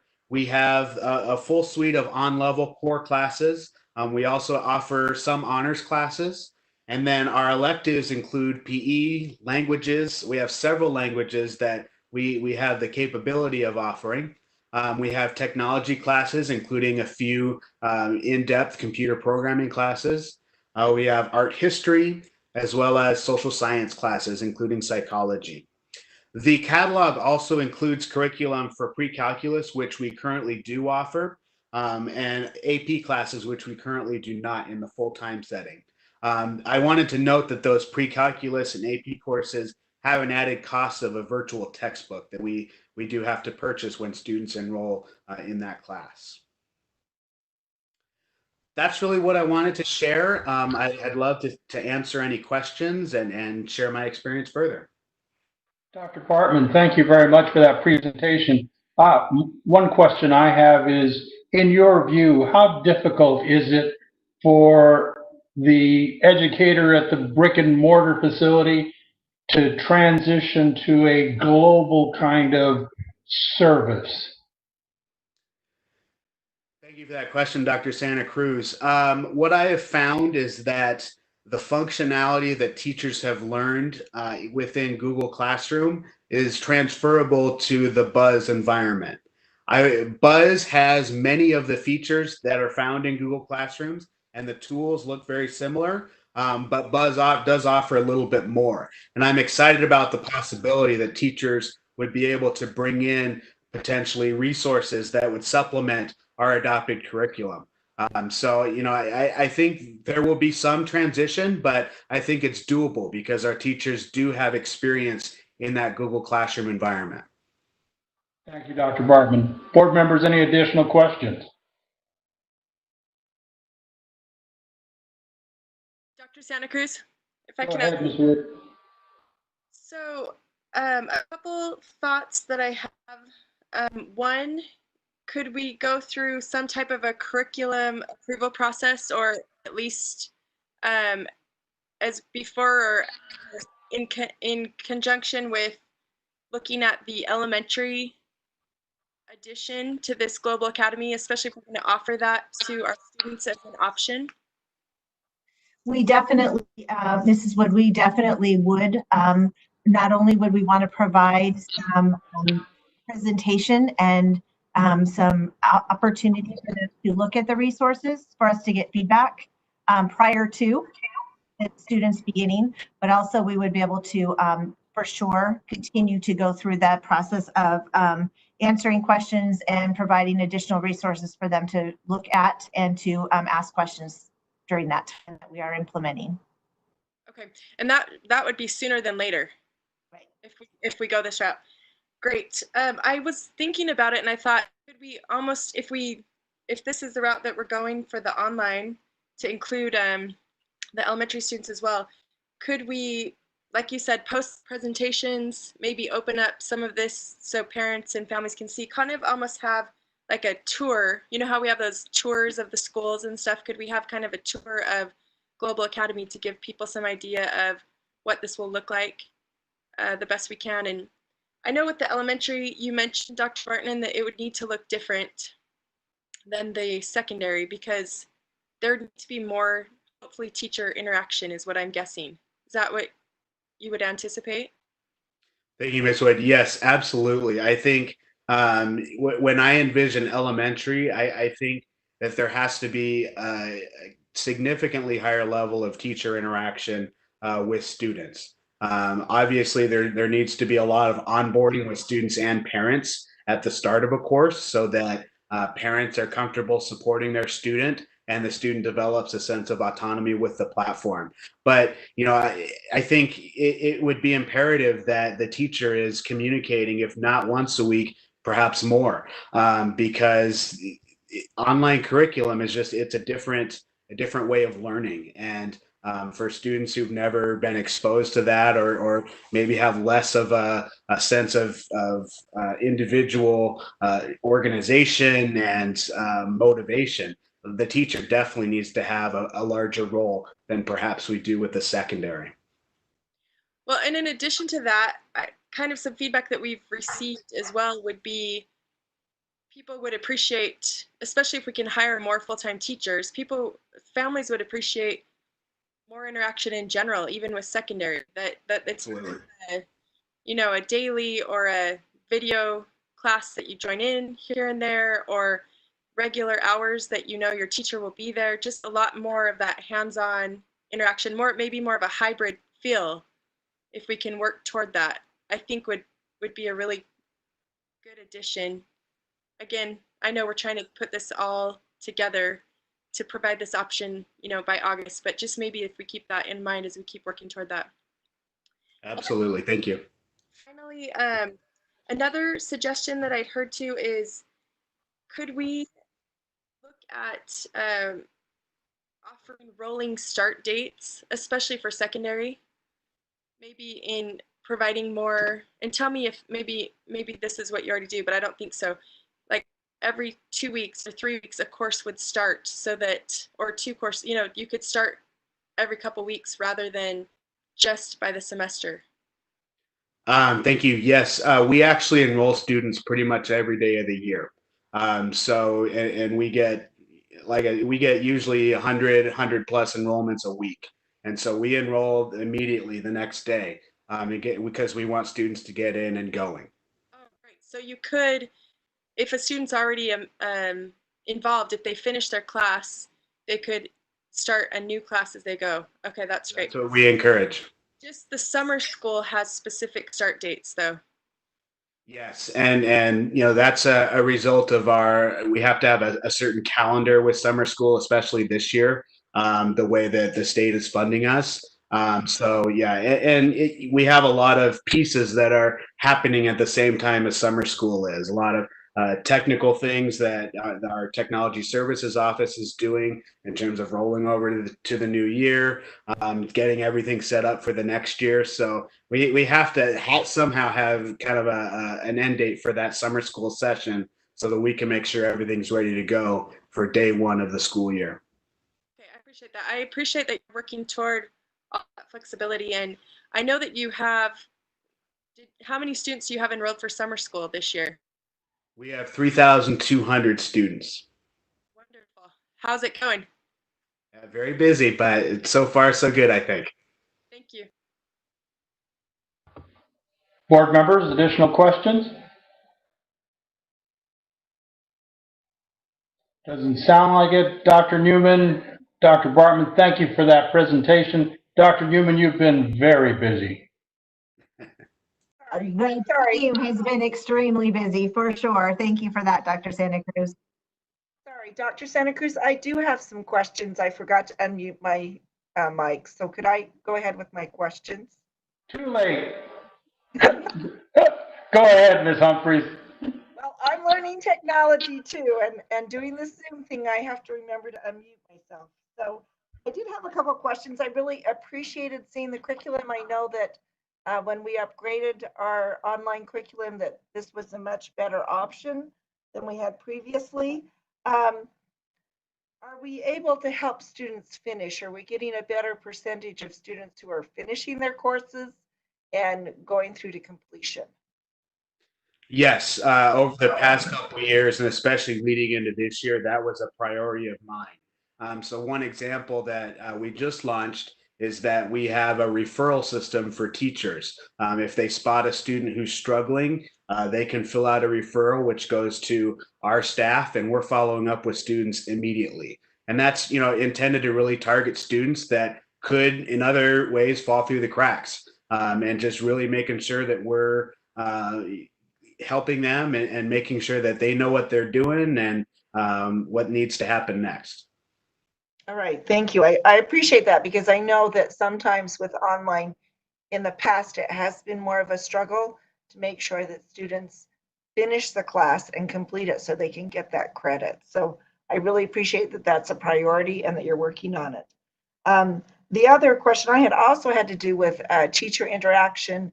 If we have students completing the course at a time that's convenient for them, and then teachers reviewing the assignments or working on that course at a time that's convenient for them, how do they overlap or how do they communicate when there is an issue or the student needs help from the teacher? So our model is asynchronous, right? Where they're not usually matching up in terms of the time that they're working. Our teachers work extremely hard to try to connect with students. We have teachers who create videos for students who ask a question so that there's some personal interaction and some direct answers to the students' questions. Most of our teachers have a voicemail line set up so that the student can call, leave a message, and expect that the teacher will call them back.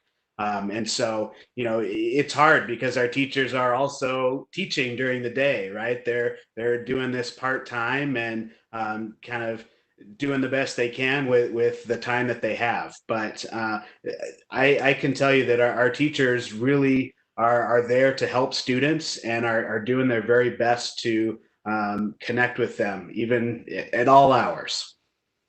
That's good to know. I appreciate more information. Also, what kind of a ratio do we have students to teacher when we're considering how many teachers we need to hire to help these students in their coursework? Can I jump in on that one, if that's all right? That's fine.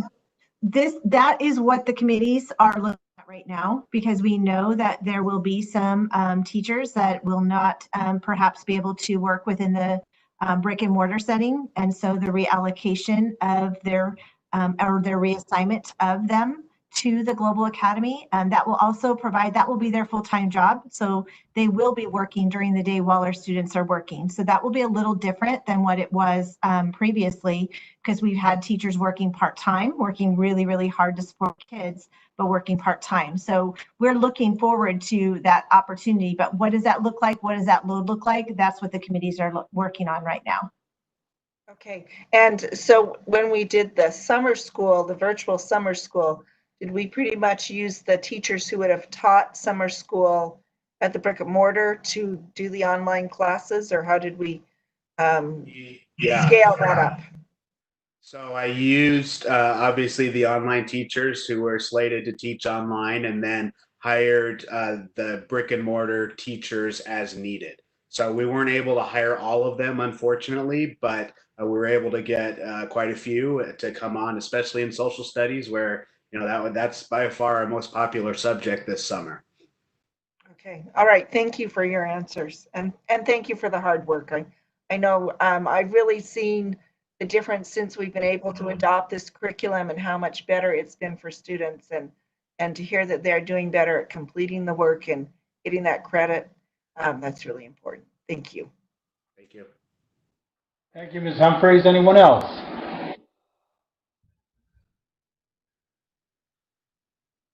Doesn't appear so. Dr. McCord, anything for the good of this particular session?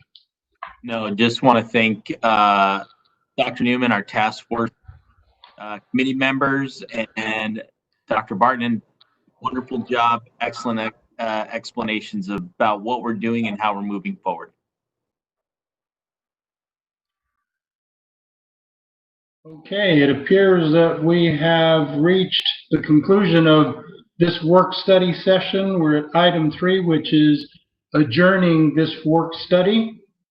I have had a request in the past to take a brief break, so we will take a 5-minute recess and begin our brief board meeting after that.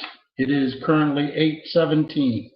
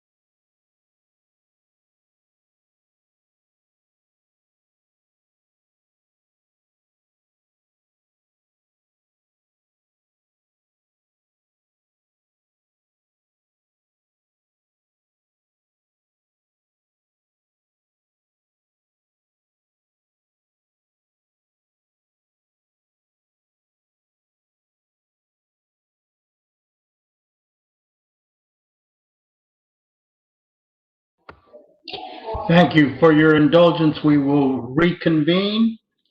And is everyone back? We will shortly know that.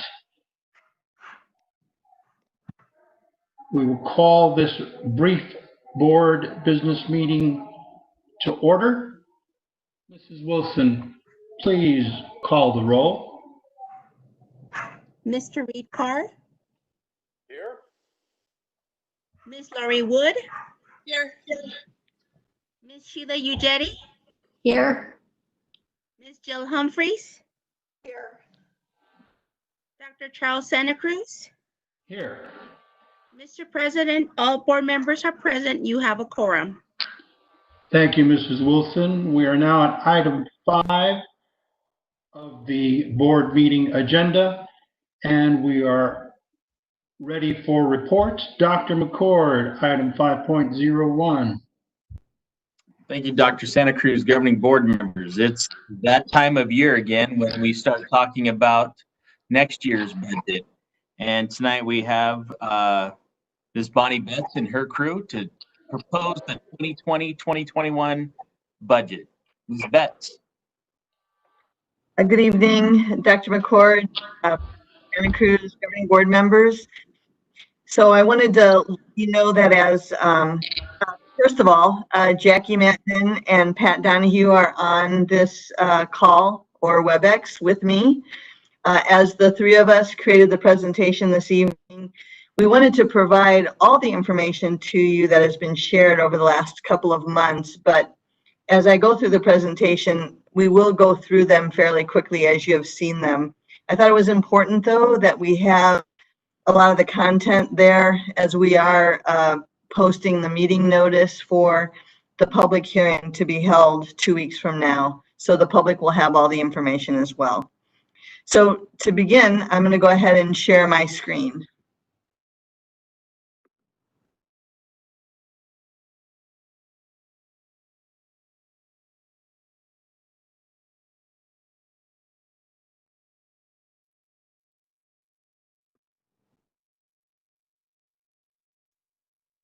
Nope, that wasn't it.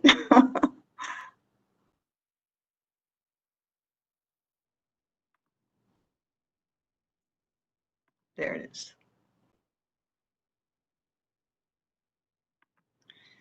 Okay, also before we get started, I wanted to let you know that through the last couple of days, we have made some modifications to the presentation, and I will point those out as we go through it.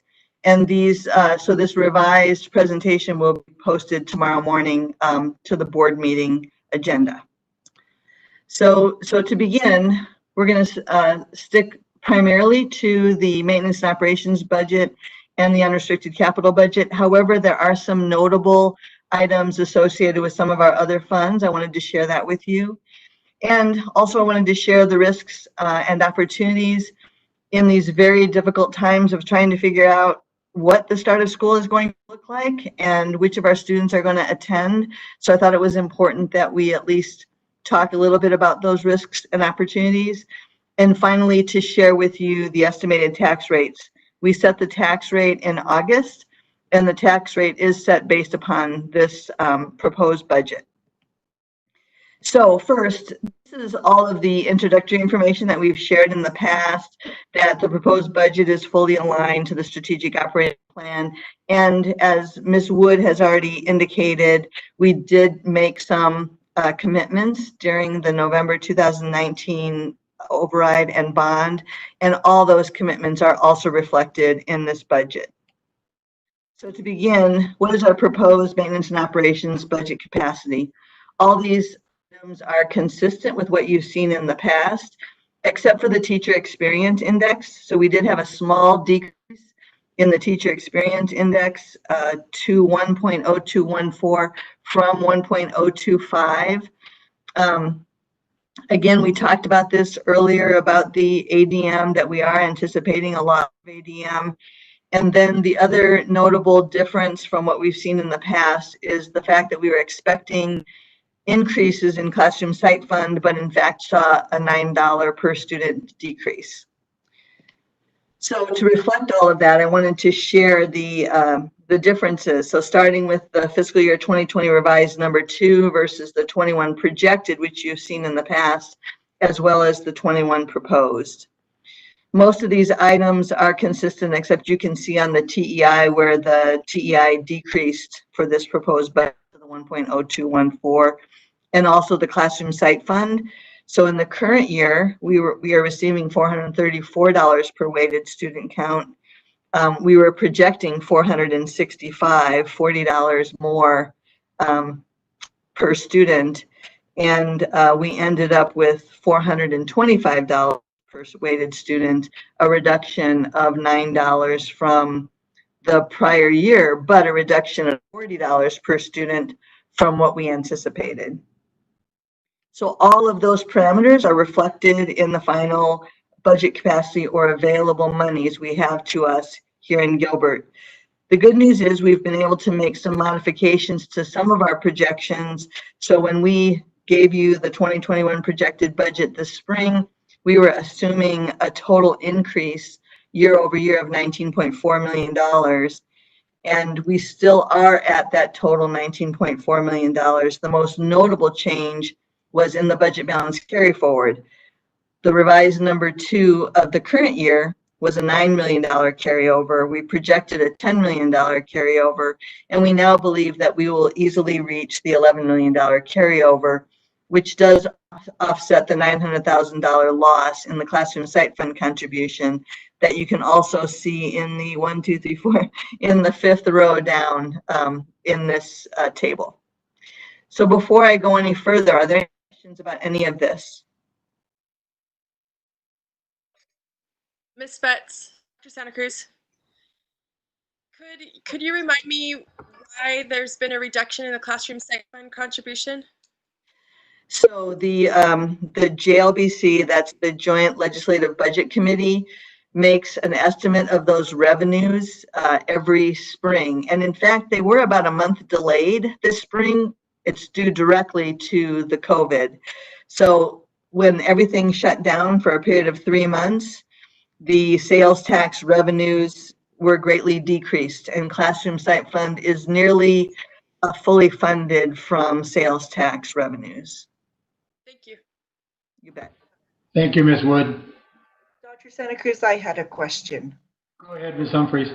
I do believe this is probably the first time I've seen a decrease in the classroom site fund in the time that I've been on the board. So is that then a decrease to the teachers? Because I don't know that we'll be able to make that up with the other issues that we're dealing with due to COVID-19. So with an abundance of caution, we did decrease the dollar amount per teacher associated with pay for performance, but we have no intention of decreasing the classroom site fund portion that's in base salary.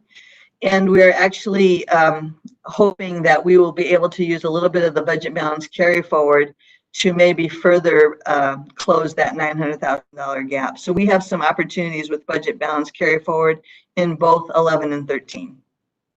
All right, I appreciate that. I know it's difficult because we've got a lot of things on our plate, but we want to help our teachers. So thank you very much. You bet. Thank you, Ms. Humphries. Please continue, Ms. Betts. You bet. Thank you, sir. The next section are the spend increases. So we've shared this before, the non-discretionary budget increases and decreases, and you can see the total increase projected is $1.33 million. Note that that does include the lesser need, the potential lesser need of FTE associated with the 400 student loss. So again, $1.33 million projected. Also, again, as Ms. Wood indicated, we of course have made our maintenance and operations override commitments. These have not changed. Class size reduction allocation of $2 million. That represents about 25 FTE of teachers. The social emotional supports that we've been talking about for some time, which is divine intervention, knowing that we will absolutely need those given the environment that we're in right now. And then finally, to retain and attract high quality personnel. Note that the total dollar amount of those commitments is $18 million. but we're only expecting about $11.6 million from the override. So obviously we're taking additional state revenues into consideration to meet the M&O override commitments as well. So I would like to spend a little bit of time on this, employee excellence. So these are the 4 parameters that we've shared in the past, just to share that all functions of Gilbert Public Schools contribute to the achievement of our students. All employees, regardless of their role, contribute to the achievement of this vision. So our strategic operating plan is to retain and attract high quality employees in all portions of our operations. And so we really strove to make sure compensation increases are as consistent as possible across all employee groups. So those 4 parameters really gave us some information about these details about the salary increases by job class. So our teachers, the 5% pay increase has been prescribed pretty much by Governor Ducey with the 20% by 2020. And in addition, again, to striving to keep the teachers in the classroom, we did back 2 medical days and added $200 to each teacher's base. And then we applied the 5% pay increase to them. Support staff, due to the compensation study that was done largely by OTM and all the efforts that they have made to make sure that we're analyzing salaries of all of our employees. We did make substantive increases to grades. We've made equity adjustments to many of our employees. And then we made the decision to add 4% on the base on top of that. That particular issue addressed the compression associated with the minimum wage increase. But the overall salary increase for every support staff will be a minimum of 5%. And then finally, administration and other professionals, again, moving everyone to the new minimum and plus a minimum of 4% on the base. Every single individual will get a minimum of 5% regardless of their circumstances. So that leads to that concept that all employees are very important to meeting the needs of our students throughout the school district. So, Bets, can I ask one question about that? With our increase, our minimum wage employees, they automatically get an increase each year. Do they also get the 5% on the base, or just the automatic increase written into statute for them? We did make a recommendation that our minimum wage employees are minimum wage employees and would be eligible just for the minimum wage increase as each year passes. The idea is that with their minimum wage jobs, we'd like to encourage them to move into other higher paid jobs. So we did make that decision this year as well. Okay, thank you. You bet. And then, Dr. Santa Cruz, if I may ask Ms. Betts. Go ahead, Ms. Wood. We talked about this before, but just want to clarify, since we're presenting it all tonight, with the salary study and with these recommendations, we feel confident that we now have competitive salaries offered for each grade of employee, competitive with our surrounding districts and other things like that, correct? So yes, we have definitely approached the competitiveness. We are probably a little bit under competitiveness in some areas of our job classes. We had always anticipated that we would be addressing the competitiveness over a 2 to 3 year period, depending upon available resources, but we made a huge dent into becoming more competitive. And we believe that it's setting ourselves up very positively to go into 2021 year. Thank you. You bet. Thank you, Ms. Wood. Go ahead, Ms. Betts. Okay, thank you. So now to balance the budget, you can see the total budget capacity increase is 19.4 million. The class size reduction in social emotional supports is 3.81. The non-discretionary increases are 1.3. The teacher compensation increases with the sick leave buyback is just over 7 million. Our classified hourly increases are just over 5 million. And finally, our administrators and other professional increases have increased by 1.9 million, leaving us with a fully balanced budget for the 2021 school year. Before I go any further, are there any questions about any of that? Any further questions?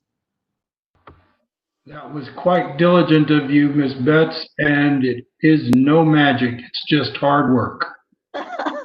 Thank you. Not just me. Ms. Matten and Ms. Donahue played a big role as well, so thank you. Dr. Santa Cruz, if I may ask a question or make a comment. Please go ahead, Mr. Carr. Thank you. Ms. Betts, thank you for all this information and summarizing things that we've been discussing over the last several months. Do want to point out to the public that in that teacher compensation increase in sick leave buyback, by buying back those sick days, as you indicated, the effort is to encourage our employees to be in the classroom where they're most effective. But it also has the effect of putting an expense of the current year into the current year and removing it as a liability if they were to carry it forward. So we're helping reduce cost in the future. That's correct. Second, and you talked to a little bit the assumption going back several slides driving the budget, and you don't need to switch slides, but is that our enrollment will decrease by, I think it was 400 students if I remember correctly. That's correct. We do point out that this last year we bucked the trend. We are very hopeful that we will continue to buck that trend and see an increase, which would mean that we would have additional capacity within the budget if that happens. But taking this conservative approach, especially with COVID, and we don't know if people will be hesitant to come back, and so many, we don't know how they'll fund people who do a hybrid or an online enrollment this year. So I appreciate that conservative approach, and I express to our audience and to our public and to our parents, we want to serve you and we want to earn your trust, and we want to continue to reverse that trend as we have this last year. So thank you to you for this presentation, and thank you to the parents who are supporting us. Thank you. Thank you, Mr. Carr. Is there any additional question?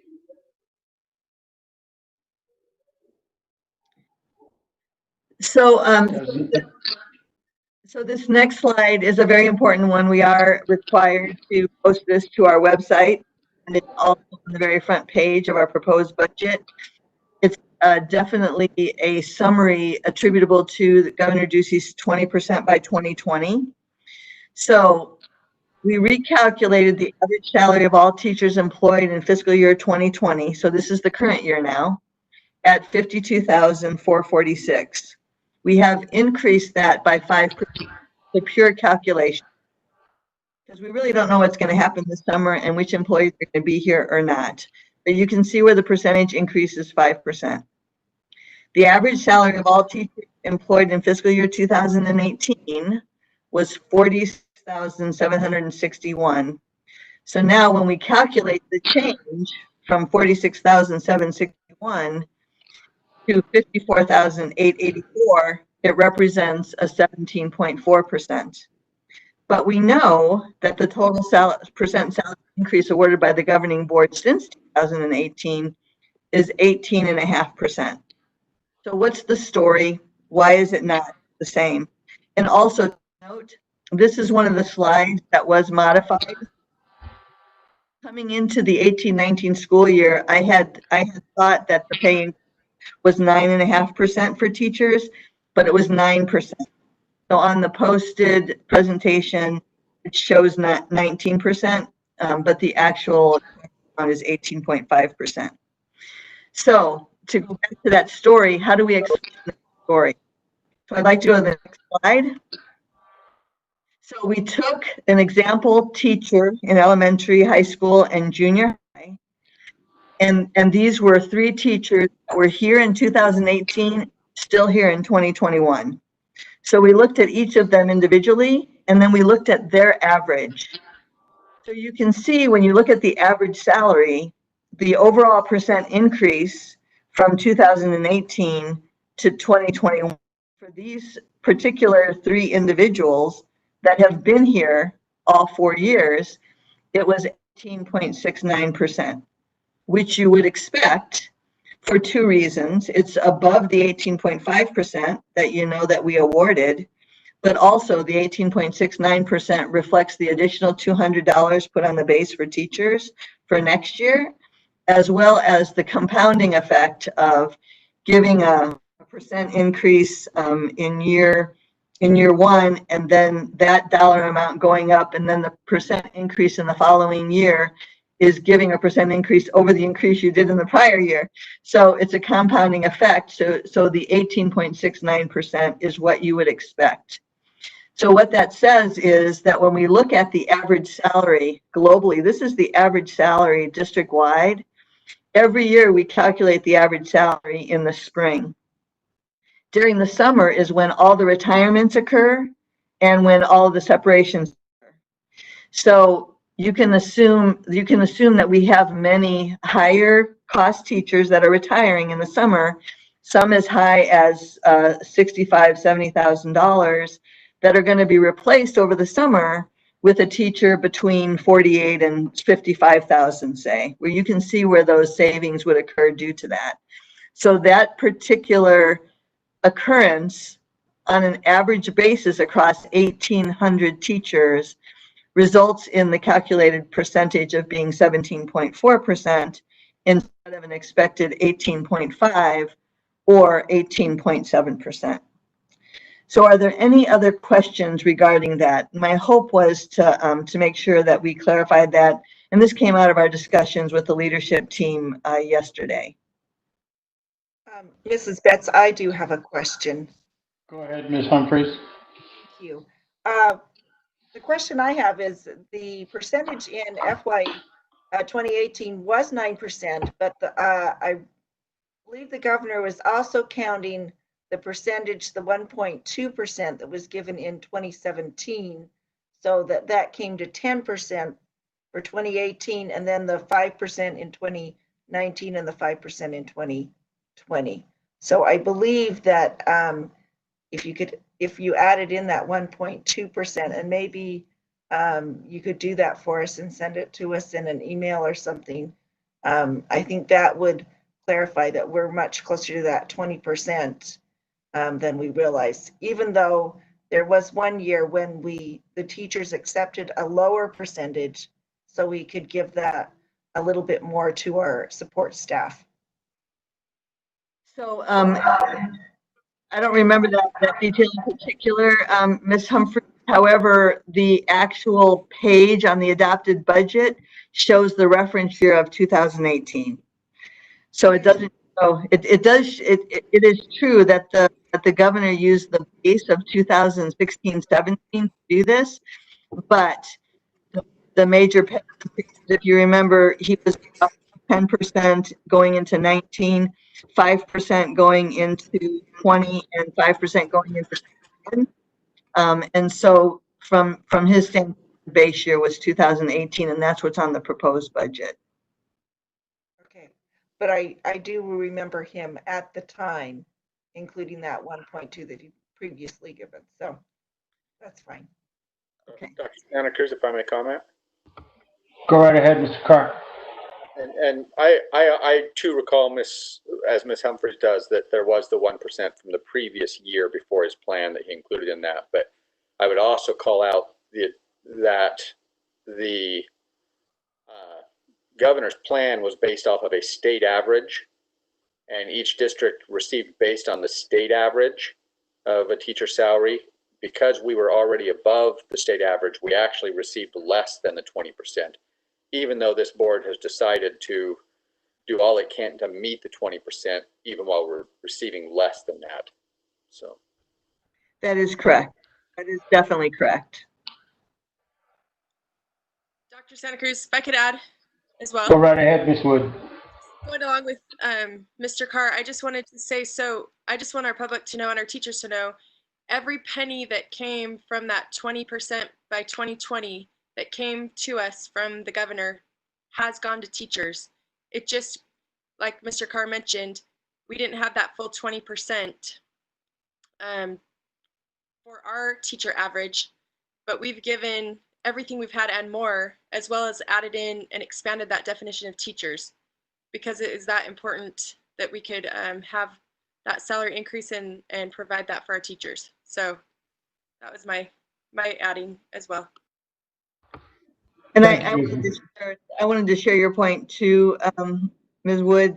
The fact that our teacher definition, so the governor's teacher definition is the classroom teacher. We did expand the teacher definition to include our technology integration educators, our academic coaches, our librarians, and our counselors.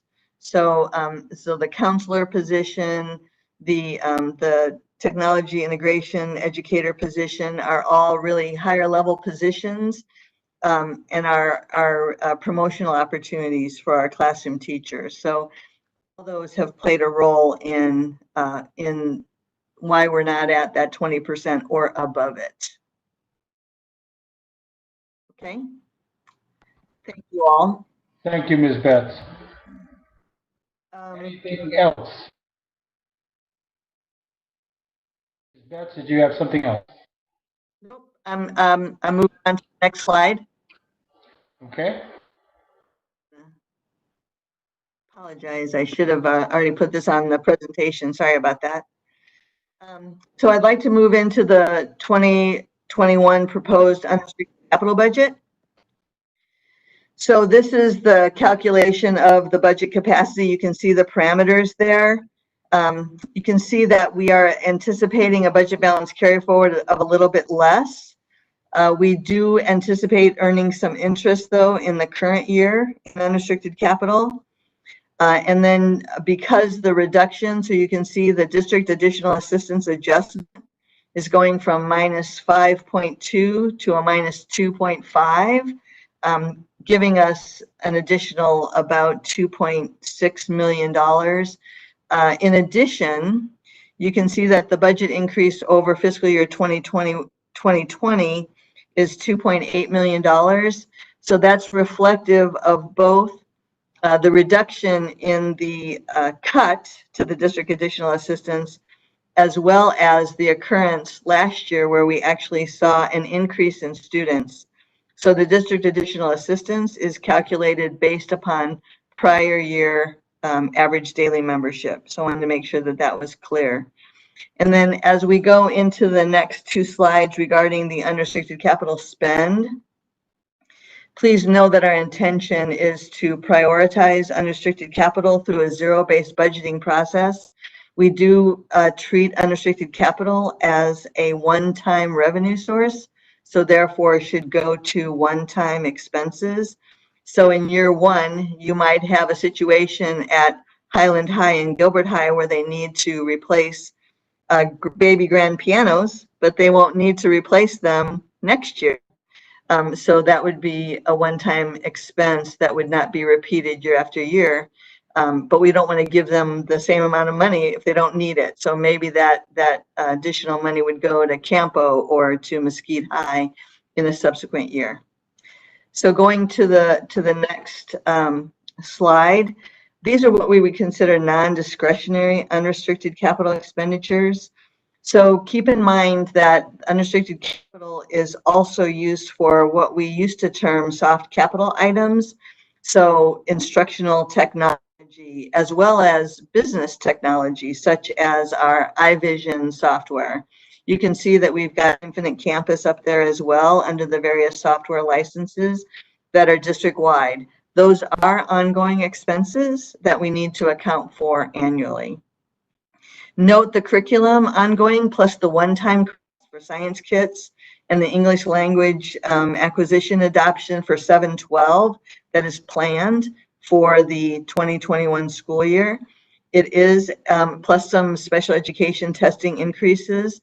It's about a $1.86 million increase to curriculum. Again, that is a one-time expense increase though, because we're only going to adopt a 712 ELA curriculum in 1 year. We're not going to adopt every single year. So the subsequent year, we might adopt a social studies curriculum as an example. Assessment platform and ongoing assessment cost is a $30,000 increase. As you know, you've approved a new assessment platform. I think it was in the May meeting. And so that increase is accounted for here. Global Academy, we just had a presentation of the Florida Virtual Curriculum Platform. That is an increase of $360,000, allowing us to expand to K-5, as well as to expand to a site license, which in the long run will save us money. As an example, in the current year, we were budgeting $125,000 or $150,000 for global, but we had such an increase in students wanting to use the Global Academy platform primarily this summer that our cost is really going to be closer to $300,000. So that's just an example. Also, that Global Academy expansion is on the board agenda for your approval tonight. And then finally, in transportation, there's a decrease of $1.5 million, an ongoing $200,000 expenditure for the ongoing various equipment costs associated with replacing engines or air conditioning compressors on our buses. The decrease of the $1.5 million, as you know, you've approved the remodel of the building G. And in addition, you also approved the replacement routing software, leaving Edgelog and going into Tyler Versatrans. And then finally, instructional materials. We did make an allocation for instructional materials in the current year for performing arts, physical education, and art. And we believe those are important to be ongoing. These are instructional materials such as even a play pamphlet or music needed at the high schools for whether it's choir, band, or orchestra. So all those things we would consider non-discretionary and ongoing for a total of just under $8.5 million. So as you saw on the prior slide, though, we have over $15 million available to us. So moving to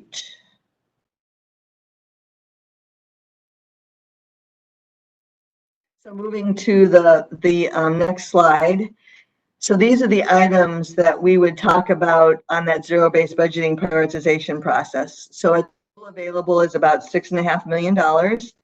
So these are the items on the list. School marquees. It's my understanding that we have 4 outstanding schools that do not have an electronic marquee. That will probably be prioritized going into the 2021 school year. We have performing arts needs. Over the last 2 months, our high school performing arts staff members, to include stage needs, orchestra needs, band needs, performing play, theater needs. They received a Google document to identify all of their ongoing needs or replacement needs or whatever it might be in terms of capital for all of our performing arts district-wide. And we have a meeting scheduled tomorrow with Karen Coleman to start the process of figuring out how we're going to collect these needs and how we can set them up for prioritization for the leadership team. Ongoing needs for athletics, and then finally general school capital needs. All those things will be requested and vetted through a process to determine how the remaining $6.5 million will be spent. So that's all I have on the unrestricted capital. I wondered if you had any other additional questions before I move to the next couple of slides. Board members? Yes. Ms. Humphries.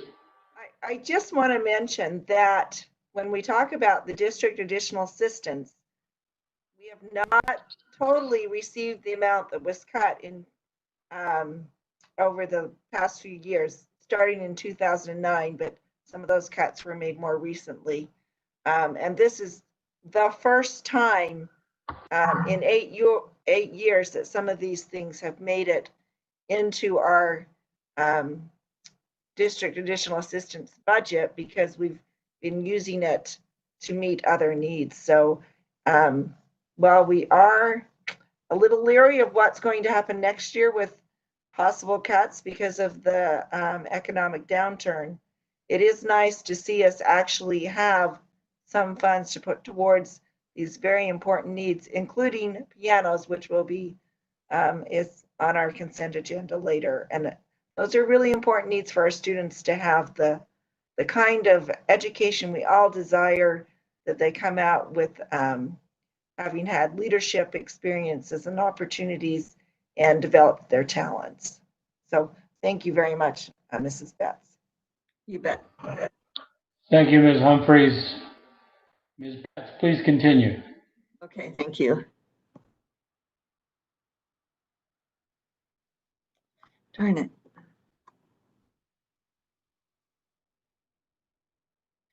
So now to go through and talk about the other funds. So classroom site fund, we have talked a little bit about classroom site fund. So the budget is just over $24 million going into 2021. It does include $6 million of carryover funds, providing Gilbert with some flexibility in moving additional salary out of M&O to classroom site fund. So our goal this summer is to maximize the amount of M&O carryover to give us as much flexibility and as many available dollars to help mitigate some of the risks that we will talk about on the next slide. Instructional improvement, a budget of $3.1 million. Last year it was $1.5 million. And this is reflective of carryover in instructional improvement that we have captured catching up with our cash reconciliation process. This has given us an ability to hire the instructional improvement coach to the benefit of all of our students and staff members district-wide. That FTE is fully funded out of instructional improvement. Title I, due to the work of the federal government and the CARES Act, they're allowing another year in which we can carry over all of the available unspent Title I dollars. So we believe this will give us more flexibility also. The CARES Act, we are working on getting that application completed. We anticipate that we will spend about $500,000 in the current year to offset the additional cleaning materials that we've had, to offset possibly the loss of revenue in community school, those kinds of things. And so we've budgeted $1.8 million in the CARES Act for next year. And then finally, the bond fund. You all approved the resolution to sell additional bonds late July, early August. So we've included those amounts in the bond fund. Any questions on any of those? Okay. Go ahead, Ms. Betts. So again, as I shared, this budget does assume a loss of 400 students. Could be more or could be less. There's lots of questions about, is the state willing to fund us at a full FTE level for our online students? Presently, our full-time online students are funded at 95%, and our part-time online students are funded at 85%. So we don't know whether we're going to see an increased loss of students. A positive or opportunity, vacancy savings nor turnover savings are identified. So turnover savings is what we talked about when we talked about the average teacher salary, where in this year we might have a $70,000 teacher that's retiring and being replaced with a $50,000 or $55,000 teacher. Those are turnover savings. Vacancy savings are associated with those positions that might be open for a month or two. And so we budget a full year's worth of budget, but we don't need to spend a full year's worth as we're trying to fill the position. This also assumes a $0 decrease in indirect fund revenue.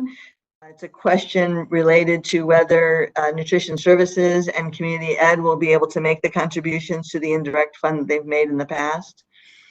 And then finally, we have started to quantify the increased costs associated with cleaning, personal protective equipment, et cetera.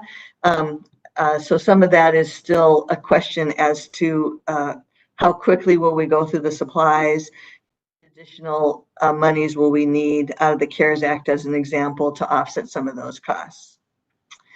So then finally, to move into our estimated tax rates, as I indicated before, the proposed budget informs our estimated tax rate that we would set in August of 2020.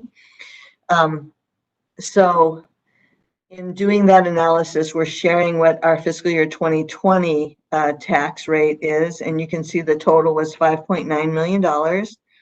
The November 2019 election pamphlet indicated that our total estimated tax was thought to be 0.46%. The change over prior year is about 56 cents. However, the estimated tax rate, which does include the Class B bond sale that's expected to occur in July or August, the total is $6.25. Change over prior year of an increase of 35 cents or a 21-cent decrease from what we estimated when we passed the election in November of 2019. So that is the end of my presentation, and I'm prepared to answer any questions you may have. Thank you, Ms. Betts, and thank your team members. Any additional questions or comments?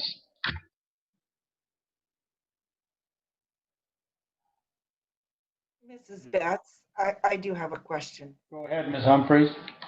So if we have someone who's looking at the previous chart where you showed the tax rate,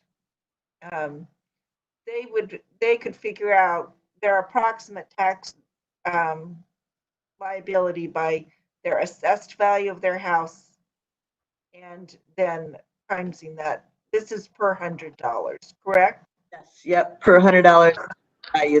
Correct. Okay. Thank you, Ms. Humphries.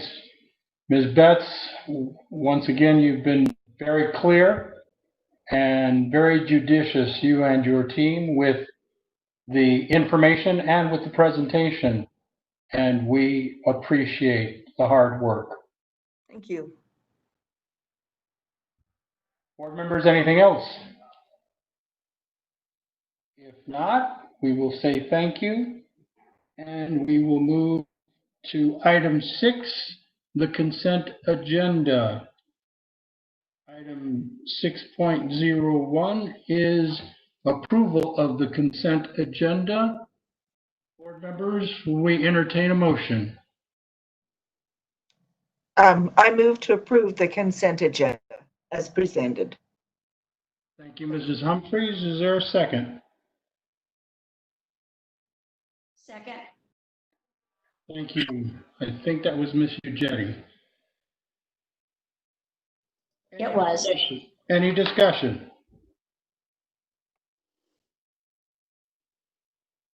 Seeing none, hearing none, I will ask Ms. Wilson to please poll the board. All those in favor, please signify by saying aye.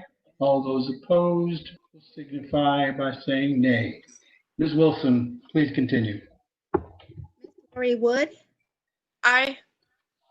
Mr. Reed Carr, Aye. Ms. Sheila Uggetti, Aye. Ms. Jill Humphries, Aye. Dr. Charles Santa Cruz. Aye. Mr. President, you have 5 ayes. Thank you, Mrs. Wilson. We will move to item 7, action items. Item 7.01 is the advertisement of the FY 2021 budget summary and hearing notice. Dr. McCord, do you have introductory remarks, please?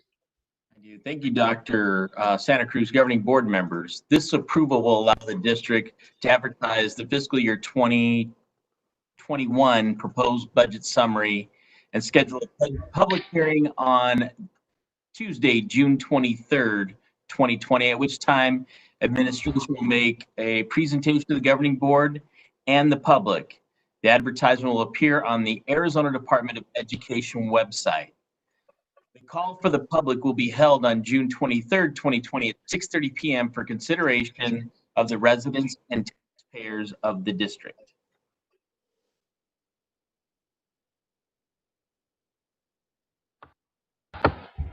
Thank you, Dr. McCord. Board members, you have item 7.01 before you. Is there a motion? So moved. Thank you, Ms. Uggetti. Is there a second? I'll second. Thank you, Mr. Carr. Any discussion?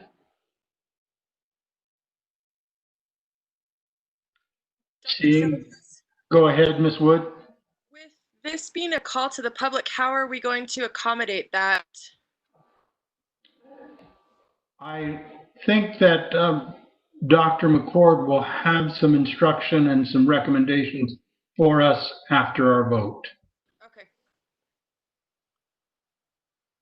Any additional questions? Hearing and seeing none, item 7.01, advertisement of the FY 2021 budget summary and hearing notice is before you. All those in favor, please signify by saying aye. Those opposed will say nay. Ms. Wilson, please poll the board. Ms. Lori Wood, Aye. Mr. Reed Carr, Aye. Ms. Sheila Uggetti, Aye. Ms. Jill Humphries, Aye. Dr. Charles Santa Cruz. Aye. Mr. President, you have 5 ayes. Thank you, Ms. Wilson. Dr. McCord, do you have recommendation for us relative to Ms. Wood's question? I do. Thank you, Dr. Santa Cruz. Governing board members. Because this is a budget item and I think it's important that we make ourselves available in person with appropriate distancing within our meeting, like we started off during this whole process in March. And if the public wants to come in and have any thoughts about the proposed budget, I believe that having that face-to-face meeting will allow for that. And board members, I would concur with Dr. McCord's recommendation and would also support the idea that we have a board meeting in person on the night of this budget hearing. Any questions or concerns?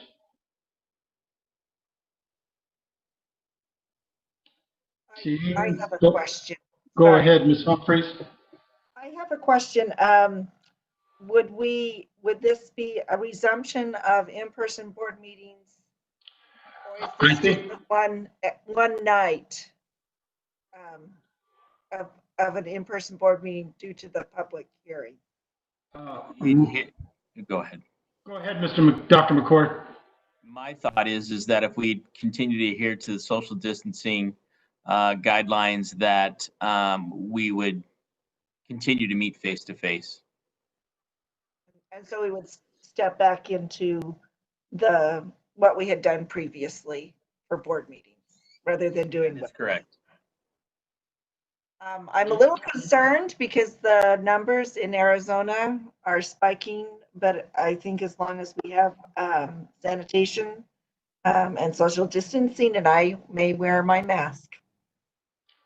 I think that would be appropriate. Dr. McCord is prepared to offer the community instruction and information relative to how we will conduct the meeting, where we will conduct the meeting, and how many folks will be in attendance at the meeting. I would also like to add that if at any reason, just like when we open up our schools, if there are board members who are out of town for whatever reason or don't feel comfortable, you can always call in telephonically. And we will make arrangements for that to happen. And board members, I would open you if you have some strong concerns after this evening's meeting, given the recommendation and my endorsement of that recommendation, please make contact with Dr. McCord and discuss your concerns. We'll move to item 7.02 on action items, approval to purchase the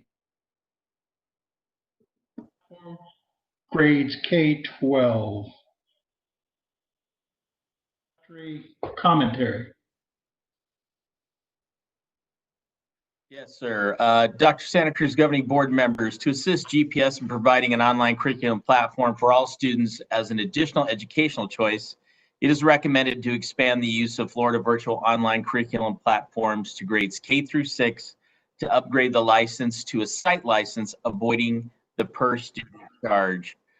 We also have Dr. Newman here to expound if you have any further questions during your discussion. Thank you, Dr. McCord. Board members, item 7.02 is there a motion? So moved. Is there a second? Second. Thank you, Ms. Uggetti. Item 7.02 is on the table. Any discussion? Dr. Santa Cruz, I do have a question. Upgrading this to a site license so we don't have to go on a per student basis, how much of a savings is that for us? Dr. McCord? We are saving around $135,000. Is that correct, Dr. Newman? You're muted. Thank you. Sorry about that. There have been overages due to the additional licenses. We had been encouraged for several years to go to this as a savings, and we had not, and it makes sense. All right, thank you. Thank you, Mrs. Humphries. Yes, thank you, Dr. Santa Cruz. So how are we anticipating to pay for it? I know it was part of our unrestricted capital, but we are hopeful that this will also have some funding per student through the state, some ADM toward this. Or does the funding for the student go to cover the teachers? This is just basically the license for the expanded program. Correct. Mrs. Wood, this is, and Bonnie, please go ahead. So, so one of the things that we were not sure about is we are engaging in a K-5 curriculum platform that we have not engaged in before. So is that going to be one time or is it going to be ongoing? So it is possible that we would consider paying for the K-5 license out of exact money, depending upon the other priorities. It is possible that that particular dollar amount could be set by some of the CARES Act money. And so this is just a one-time this is a contract for 1 year.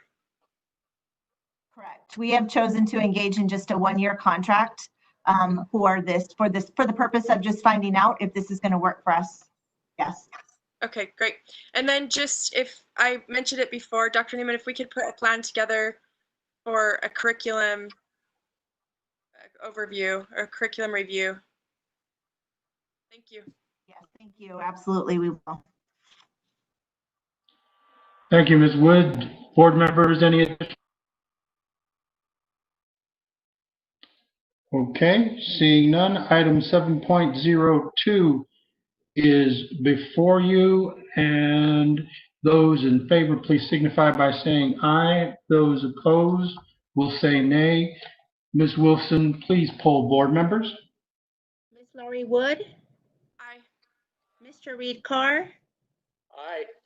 Ms. Sheila Uggetti, Aye. Ms. Jill Humphries, Aye. Dr. Charles Santa Cruz. Aye. Mr. President, you have 5 ayes. Thank you, Ms. Wilson. We now move to item 7.03, approval of vacation days in excess of the 2020 Memorandum of Understanding allowances. Dr. McCord. Thank you, Dr. Santa Cruz. Governing board members, it is recommended that the governing board approve the vacation days accrued in excess of the 2019-20 allowances as outlined in our Memorandum of Understanding be rolled forward to the 2020-2021 school year and are to be used prior to December 31st, 2020 in lieu of rolling to sick time by July 1st, 2020. Each year, those that accrue vacation days and don't use them and they're in excess of the allowance, we required and have required those to be rolled to sick time. But because of COVID-19, because of the inability for most of the staff being unable to utilize those days, we didn't want to punish them, and we wanted them to give them the opportunity to utilize those at least for about 6 more months. Assistant Superintendent of OTM, Mr. McIntosh, will answer any further questions. Thank you, Dr. McCord. Thank you for that introduction. Item 7.03 is there a motion? So moved. Thank you, Ms. Uggetti. Is there a second? Second. Thank you, Mrs. Humphries. Board members, any discussion? I have a question. What happens, Dr. McCord, if, because of circumstances with COVID-19, perhaps this fall, people aren't able to use their vacation? I mean, March getting shut down was pretty unexpected, so we really don't know the fall might bring. We would roll them over to sick time at that time. Those that aren't, we're just pushing the deadline back to December 31st. And then if for some unforeseen reason you might need to roll those back again, we would do that. If we feel we need to revisit it for unforeseen circumstances, we will definitely bring it back to you as the governing board. Okay. All right. Thank you.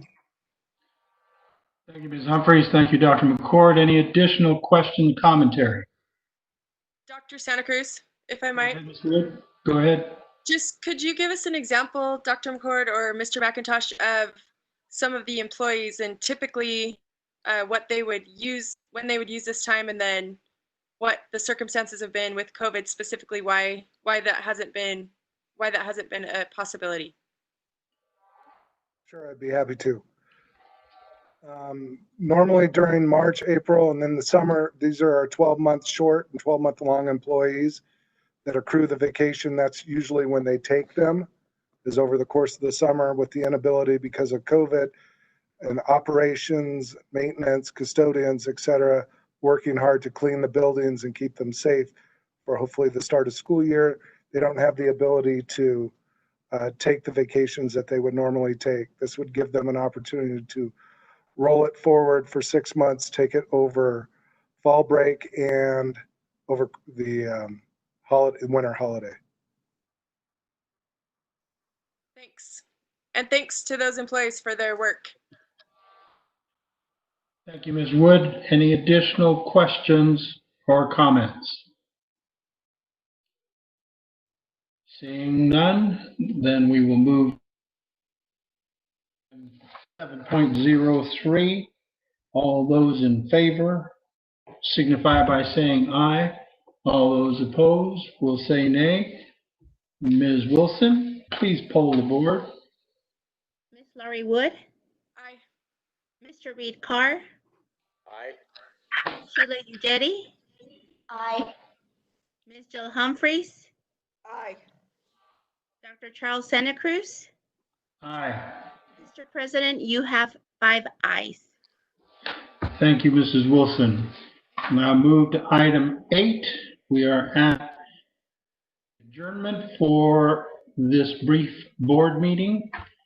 I would like to thank staff and the board for your patience in moving through this agenda. It was quite significant in scope, and the business was important, as they all are. So with that, I will entertain a motion to adjourn. Item 6.01, adjourn. I move to adjourn. Thank you, Ms. Humphries. Is there a second? I'll second. Thank you, Mr. Carr. And with that information, we will take a voice vote. We will not bother Ms. Wilson. Board. All those in favor of adjournment, please signify by saying aye. Those opposed will say nay. All those in favor of adjournment, please say aye. Aye. I believe all members have had the opportunity to vote, and we are adjourned. We thank the public for their attendance. We thank board members for their diligence and work, and we thank all staff and Dr. McCord for their hard work in preparing us for this board meeting. Have a good evening. Thank you very much. Thank you guys for everything. Have a good night. Good night.